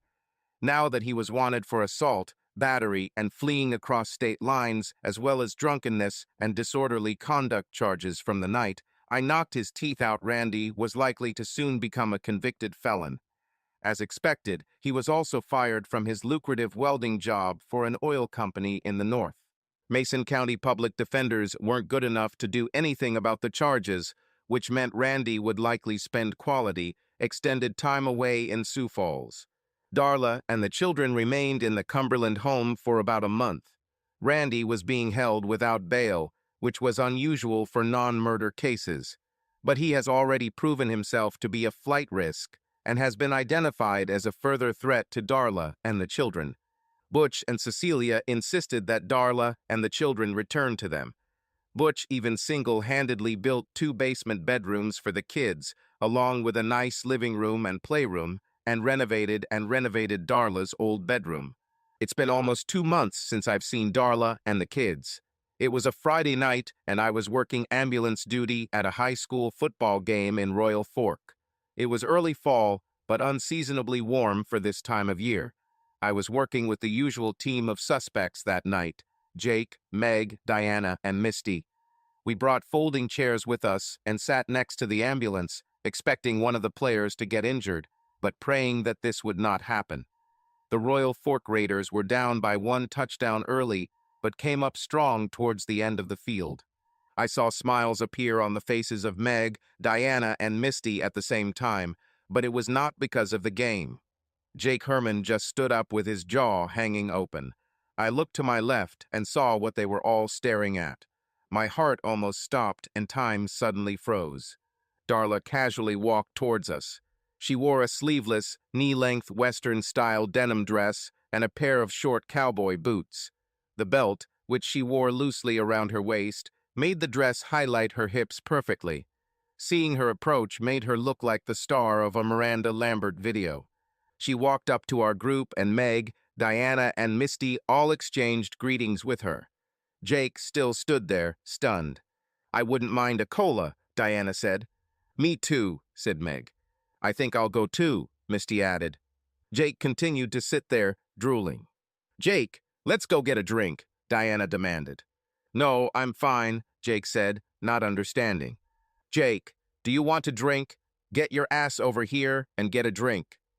Jake finally snapped out of his stupor and reluctantly walked, managing to stare at Darla almost the entire way to the drinks counter. I returned my attention to the game when Darla sat down in Diana's chair next to me. "Boy, I can tell you one thing," I said. "You and the girls sure know how to catch a guy off guard." "I needed to get your attention somehow, Dalton." I sighed. "What's the point?" "You know exactly what the point is, Dalton. How much longer will we avoid each other? How long until we finally figure it out?" "I'm not avoiding anyone, Darla. As far as I know, there is nothing more to say. We tried something, but it didn't work. You're back with Randy. It didn't work out. Now you are free, and I am free. We can both do what we want." "Is it true? This is all? Is it that simple?" "Well, Darla, it seemed simple enough the day you left. I wanted you to stay and talk that day, but you didn't want to. And I wanted you to stay the night before and talk to me, but instead you ran away and spent the night getting drunk at Danny's." "PFFT," I chuckled. "Don't brush me off, Dalton. Heck, we both keep making the same mistakes as the other person and think we have the right to punish the other for the same mistake we made. It's time to end this, Dalton. It's time to start with a clean slate." I laughed out loud. "Is it true? Do you think that after everything that's happened, we can just pretend it didn't happen? Just start again? Darla, can you, of all people, be so naive?" "I'm not naive, Dalton. And no, I'm not going to pretend that all this crap didn't happen in the last 5 months.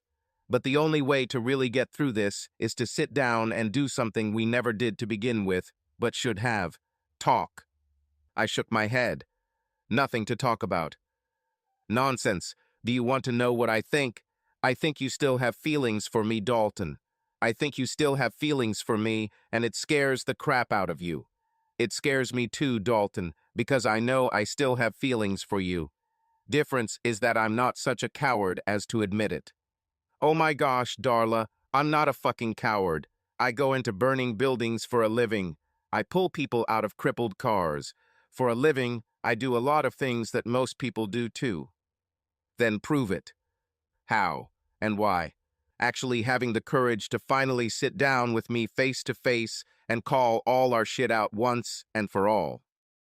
The crowd suddenly roared when Royal Fork scored a touchdown to tie the game with the extra point. We let the lull in conversation continue until Royal Fork prepared to start playing with his opponent. At that moment, Darla stood up. Are you working tomorrow, Dalton? No, I said, grumbling. Sunday shift again. I'll be at your house tomorrow morning at 8 o'clock sharp, Dalton. I expect you to be there alert, dressed and ready to talk. Maybe you should make some coffee. Darla turned and walked back to the main stand, presumably where her parents and friends were sitting. Her father, Butch, is the biggest football fan. Darla's hips seemed to sway a little more as she walked back toward the stands. Oh my God, but she looked amazing in that little dress. Damn her. Did you miss us? Diana asked sarcastically as the four of them got back into the ambulance. Like a bad headache, was my caustic response. You girls really know how to do full court press, don't you? Only when we need it. Yeah, well, you can relax. It won't do much good anyway. Jesus, you're stupid, Dalton. How would it hurt just to talk to the poor girl? What will this help? Perhaps you are, she said. I'm not saying it's all going to be rainbows and unicorns, Dalton. But maybe you can at least start over. Or maybe you can commit suicide and at least not hate each other. I don't hate her. Well, you have a funny way of showing it.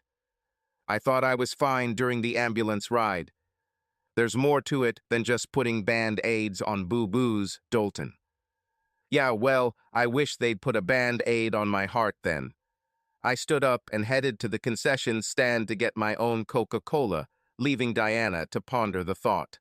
I slept very little that night, knowing that Darla and I would make it out in a few hours. By 6 o'clock, I was almost awake and running on full adrenaline. For God's sake, I've seen this woman naked, and yet I've never been so nervous around her in all the time I've known her. Apparently, she couldn't wait to get started either, because she showed up and walked in right at 7:50. Most people knock, I said, slightly irritated by her sense of freedom. Yeah, well, I'm not most people. I'll give you this, I said, handing her a mug of coffee. Greetings, I said in a humorous toast. Darla sat down at the table, taking the mug in her hands. I could tell she was just as tense as I was. We both knew that what was said in the next few minutes or hours would likely strengthen whatever relationship we would have with each other for the rest of our lives. While I was pretty sure at the time that it would most likely end with us not becoming a couple, I was also worried that we might come out of this, not even friends, even long-distance friends. Well, I began, you wanted to talk? Why don't you start? It took her a few minutes to come to her senses.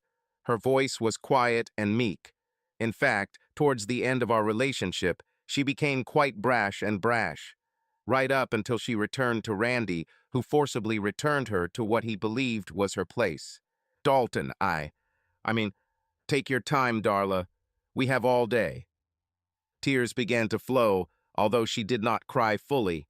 I half rolled my eyes as this seemed like just another ploy to have sex with my emotions. But when she started, I realized it wasn't a prank. Dalton, I'm sorry. I'm so sorry. For everything. This is all my fault, and I'm not just saying this to make you feel sorry for me. Everything that has happened since then, I left this house because I allowed it. I let Randy back into my head. I allowed him to manipulate me. I let myself get carried away because I allowed myself to go back to something familiar. The unfamiliar future I had with you was so much better. This doesn't make any sense, Darla, I said, confused. She took a deep breath. All my life, Dalton, I have been attracted to men. My whole life. It started when I was just a young girl. An older boy from our neighborhood began to show interest in me. When I graduated, suffice it to say that boys started paying me a lot of attention, and it wasn't always the kind of attention I wanted.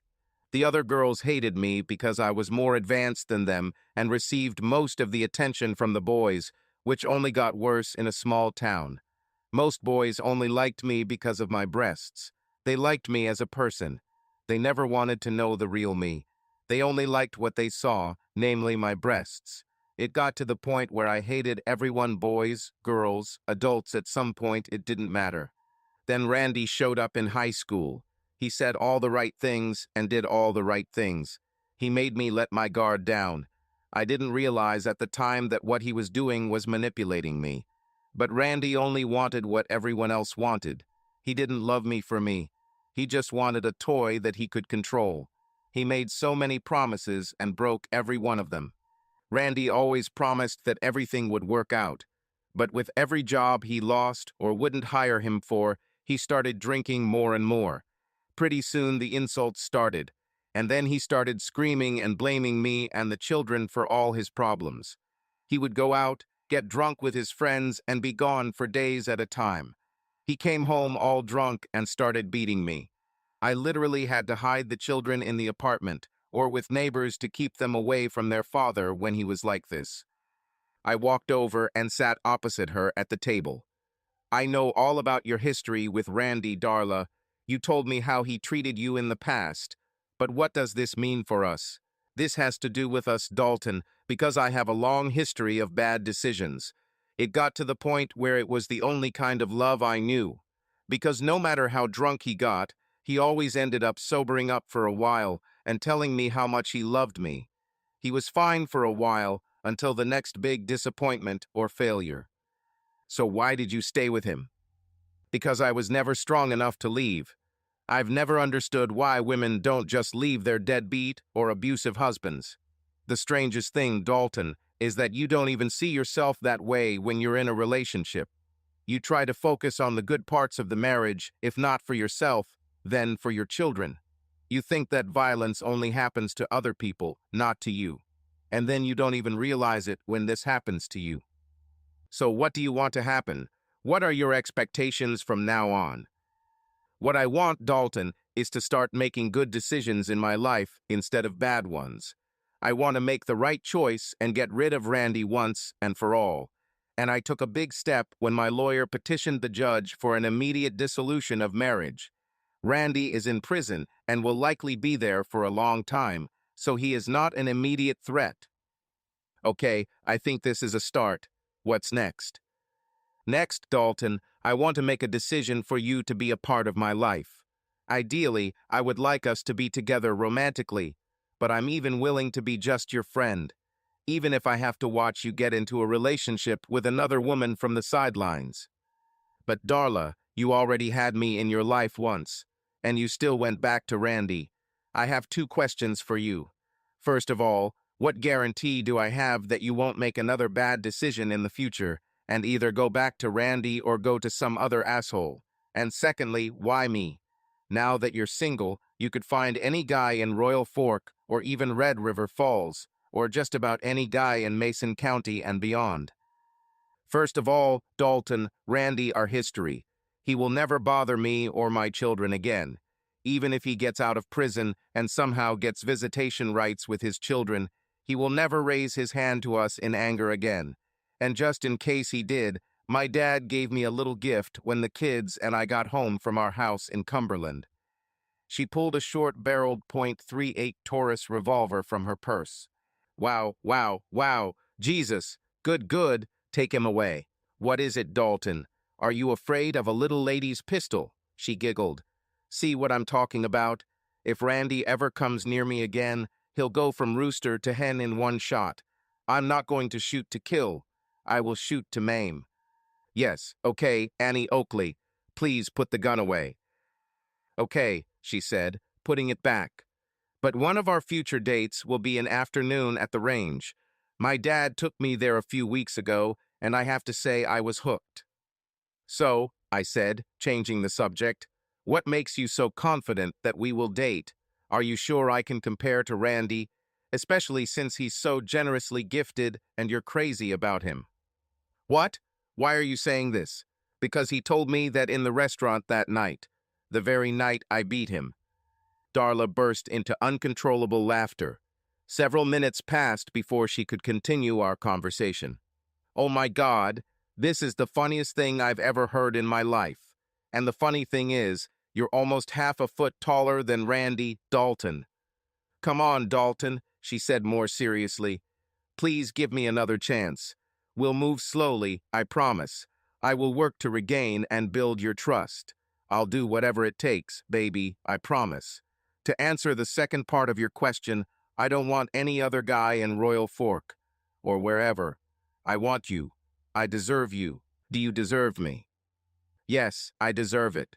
For too long, I settled for what everyone else thought I should get. I was settling for what everyone else thought I deserved. Guys like you, Dalton, were never in my league. Oh, that's not true at all, I chuckled. You're just another example of why the good guys always come last. No, it's true. You are the guy that most girls want. Some of us only go after the bad guys because we never see ourselves with the good guys. I was always too scared. I just assumed all guys were the same, and because I'd never been around anyone decent, I never got to know guys like you. I just assumed you wouldn't want a girl like me. All the other girls portrayed me as easy to get. I never thought I had a chance with someone like you. And during the times we were together before Dalton, I was always afraid that it would end. What have I ever done to give you that impression?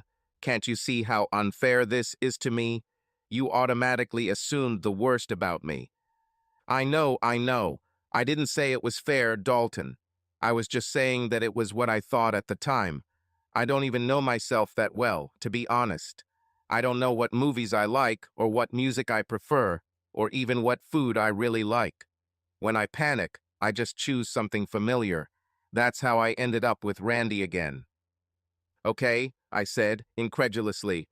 How is it possible that you don't know all this after more than 20 years?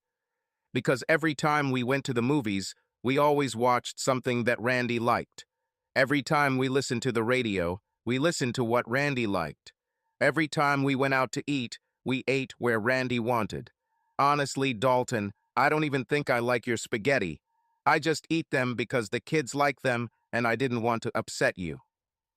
Oh, it hurts. Is it true? Don't you like my spaghetti? Not really, she said, half tearfully.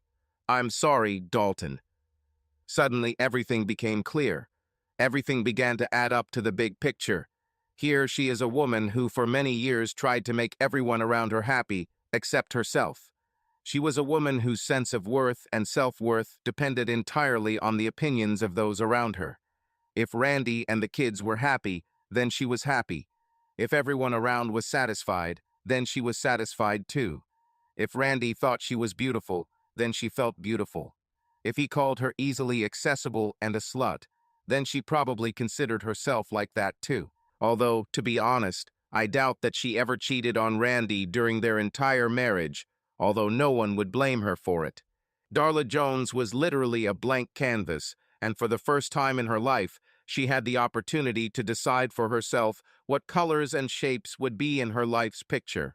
Someone once told me that a ship is useless if it drags an anchor behind it, and so the anchor must be cut off not because the anchor is worth it, but because the ship is worthy.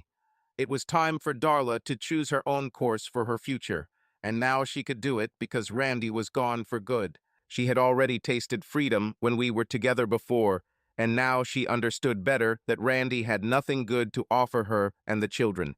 Maybe I'm a fool, or sentimental, or just a big soft person. Maybe I'm just under the thumb. I do not know exactly. All I knew in that moment, looking into Darla's eyes across the kitchen table, was that if I was under a thumb, I wanted Darla to be the one holding me under it. Do you even like Chinese food? I asked. Chinese? Damn it, Dalton. I don't even know what I like better, hamburgers or hot dogs, she said, wiping away tears. Well, we need to find out because I love Chinese food. Where are Natalie and Nathan? Mom and Dad have them. And what? Well, let's get them. Where are we going? She asked as I stood up and took my jacket. On an excursion. What excursion? A field trip to discover the real Darla Jones. We got into my Ford Taurus and drove to Butch and Cecilia's to pick up the kids. While we were there, I asked Darla to run by and pack a travel bag for herself and the kids. I still had my work bag in the car, so I already had a change of clothes. I just made sure we had swimsuits. Natalie and Nathan were delighted with their unexpected mini vacation. We drove east and eventually got on I-94 and followed it all the way to Minneapolis. I kept the destinations a secret, and my friend and co-worker, Neil Boyd, agreed to swap shifts with me so I could take the next day off. I'd work one of Neil's shifts next week. We arrived in Minneapolis a little before noon and headed south to Bloomington, one of the Twin Cities' largest suburbs. We headed to the Mall of America. Darla and the kids had never been here, but I've been here many times, both as a kid when it first opened and later in life. Like most people, I still call the amusement park Camp Snoopy instead of Nickelodeon Universe. Natalie and Nathan were, of course, practically jumping up and down with excitement, wanting to go on all the rides, but I said we needed to eat first. The palace had an a la carte menu, but at lunchtime they also put out the most amazing buffet you've ever seen in your life. "Oh my God," Darla exclaimed. "I don't even know what to choose. Some things look delicious, and some things seem pretty disgusting." "Well, why don't you grab a plate and try a little of everything to see what you like?" "Okay," she said. I couldn't help but grin as I watched her carefully examine all the dishes. There were about 50 dishes to choose from. Eventually, she picked out a few things to try, and we all sat down. Natalie and Nathan enjoyed the chicken on a stick and loaded their plates with crab rangoon, which was excellent here. All told, Darla was able to try about 15 different foods. But eventually, it became obvious that Chinese food would not become her favorite food category. "Sorry, Dalton. I just don't think it's for me. Everything is either too spicy or too salty. I know you like this food, but it just doesn't suit me." "It's okay," I said. "It's okay. Are you angry at me?" I shook my head. "Why should I be angry? Aren't you glad to at least know that you don't like Chinese food? It's not a crime if you don't like the same things as me." Darla responded, taking my hand across the table. God, it was so good to look into her eyes again. But I knew, for our common good, that we could not rush. I paid the bill, and we went back to the shopping center gallery. Since I knew Darla wasn't thrilled about the Chinese lunch, I suggested we stop by A&W for some root beer floats, which got Natalie and Nathan very excited. Darla even ordered some onion rings. "Now I can definitely say that I love him," she grinned. It was nice to see her smile again. Step by step, I sank back into the warm feeling of just being around Darla, Natalie, and Nathan. It was starting to feel almost like family again, although I didn't want to rush it. We spent the rest of the day going on almost every ride with the kids at the amusement park right in the middle of the mall. By 6 o'clock, I told everyone it was time to call it a day, which caused loud protests from the children. Darla immediately chastised them, telling them that they should be grateful they were even here for the weekend. But I also told them that I had another big surprise for them, and we literally drove a few blocks north and checked into a large room at the Radisson Hotel, which is also home to Water Park of America, one of the largest indoor water parks in the Middle East. West. We all checked into our room, which included a king-size bed and a sleeper sofa in the main room, and a separate bedroom for the kids with a bunk bed. We swam until the evening, until 10 o'clock, which practically drove Darla mad, because the children usually went to bed no later than 9. Darla objected when I insisted that she sleep in the bed and I on the pull-out couch. "Dalton, this is absolutely crazy. There's more than enough room for both of us." "Listen, I sighed. If we're going to reset this and give it another chance, then I think we have to go slow. I don't want to screw it up a second time." "Well, can we at least get a kiss goodnight then?" "I can do this." We kissed sweetly and briefly, although Darla tried to deepen the kiss. Instead, I just hugged her and enjoyed how good it felt. I woke up several times during the night, which apparently woke Darla up. We looked into each other's eyes, and Darla rubbed the empty space next to her, silently inviting us to join her. As difficult as it was, I just smiled and jokingly reproached her for trying to break my will. "Can't blame the girl for trying," was her giggling reply. We all slept late the next day, and I even paid for a late checkout. We spent the late morning and afternoon at the Minneapolis Children's Museum. I was originally going to organize jumping at one of the sky zones, but changed my mind as I didn't want to be too tired for the return trip. I decided to leave this for the future. Plus, we all had a great time at the museum, enjoying all the amazing interactive activities. When we got back to Royal Fork that night, it was almost 9 o'clock. Both children were fast asleep and had to be carried to Butch and Cecilia's house. I was sorry that Darla had to go to work at Callahan's the next morning. As I prepared to leave, Darla walked me to my car to say goodbye. I barely had time to turn around to bid her goodnight before she grabbed me by the shirt and pulled me into the most incredible, steel-melting kiss I've ever received. By this point, I was too weak to resist, and I simply hugged her and kissed her back with equal passion. When she finally let me breathe, she just said breathlessly, "Keep going, Dalton. I'll be waiting for you at the finish line." "What?" I said, dumbfounded. "You said that good guys never finish first. I just want you to know that I'm waiting for you, Dalton.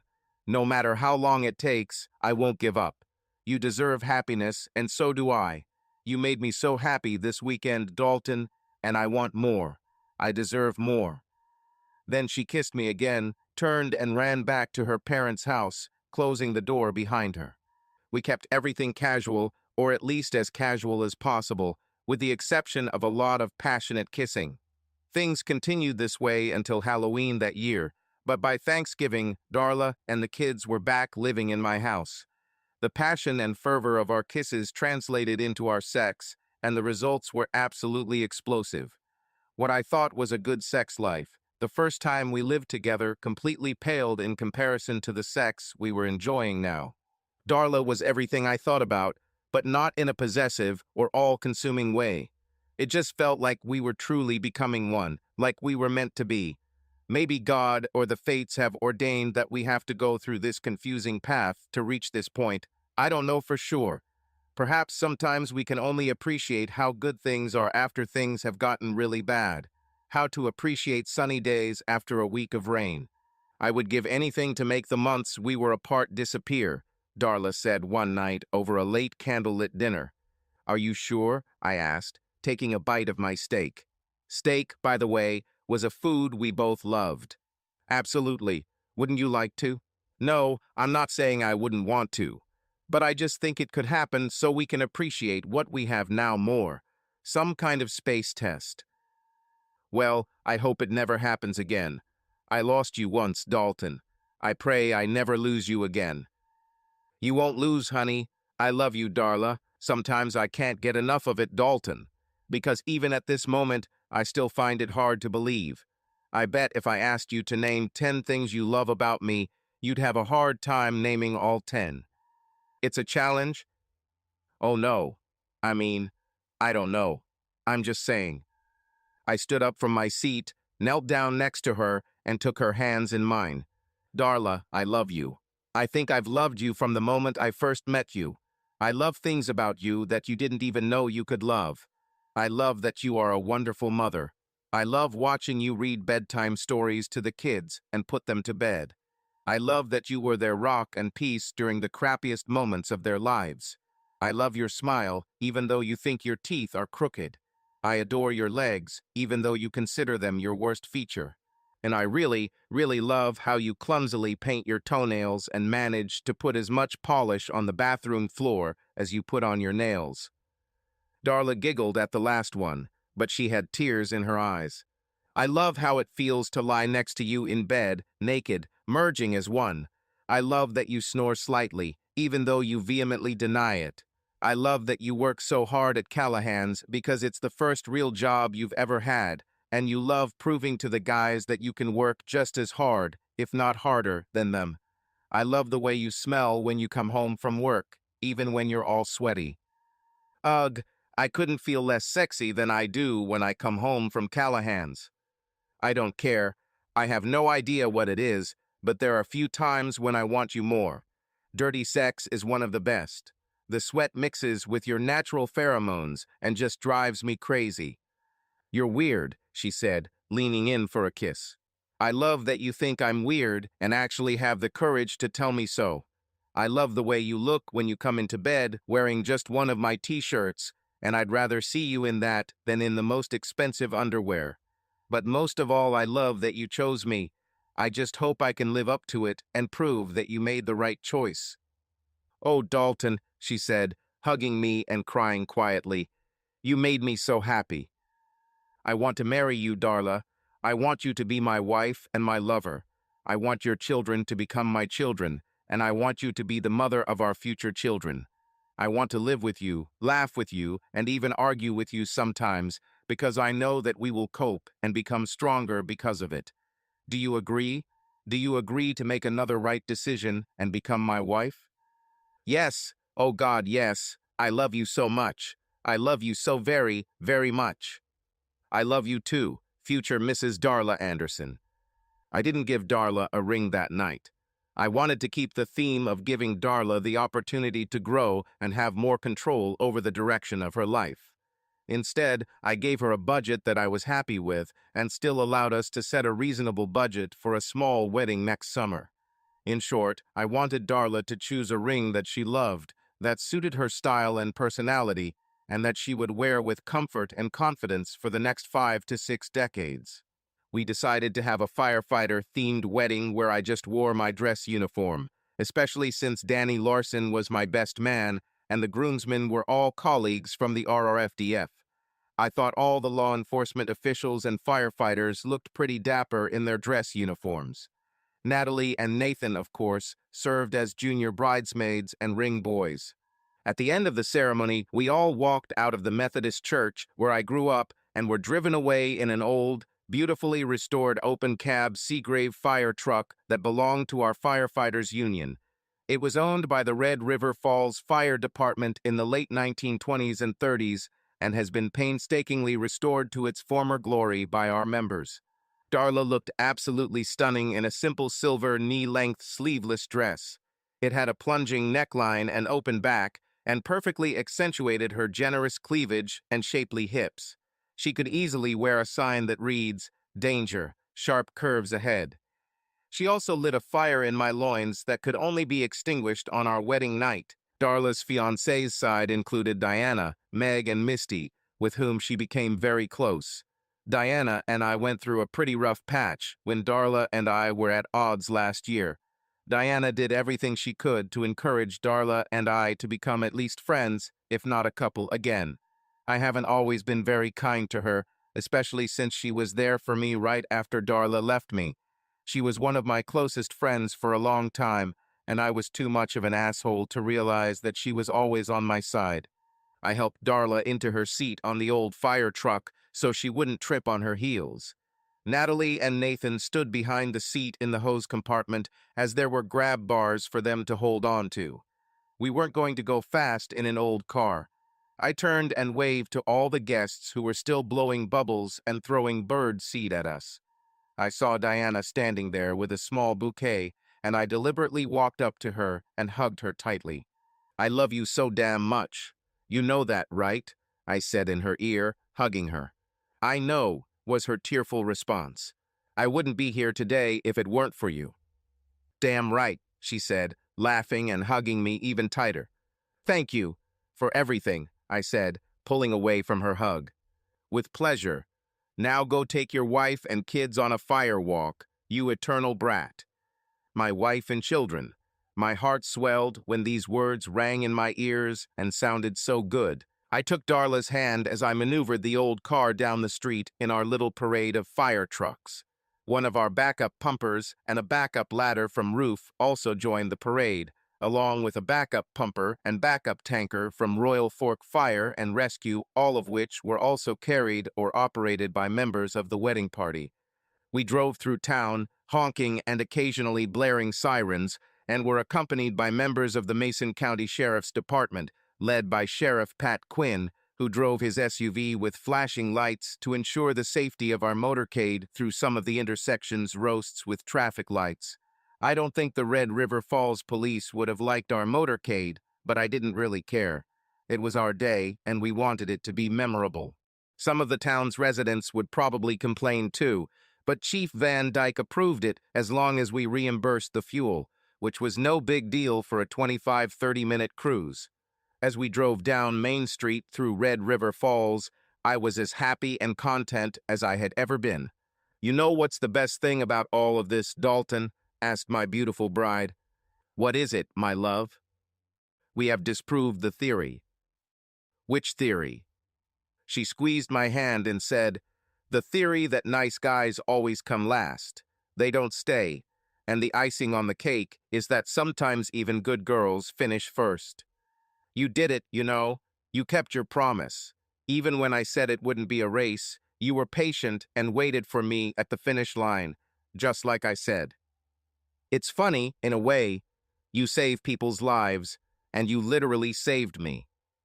I would die for you and the children. There's nothing I wouldn't do for you." "And I for you," she said with a short kiss. "I love you, Dalton." "I love you too, Mrs. Anderson." Like the silver bell on an old fire truck, her new surname really sounded beautiful. Subscribe to our channel so that your love doesn't cheat on you, and go ahead and listen to the next story, because this story is nothing compared to the next one. If you're under 18, don't even think click to the next one.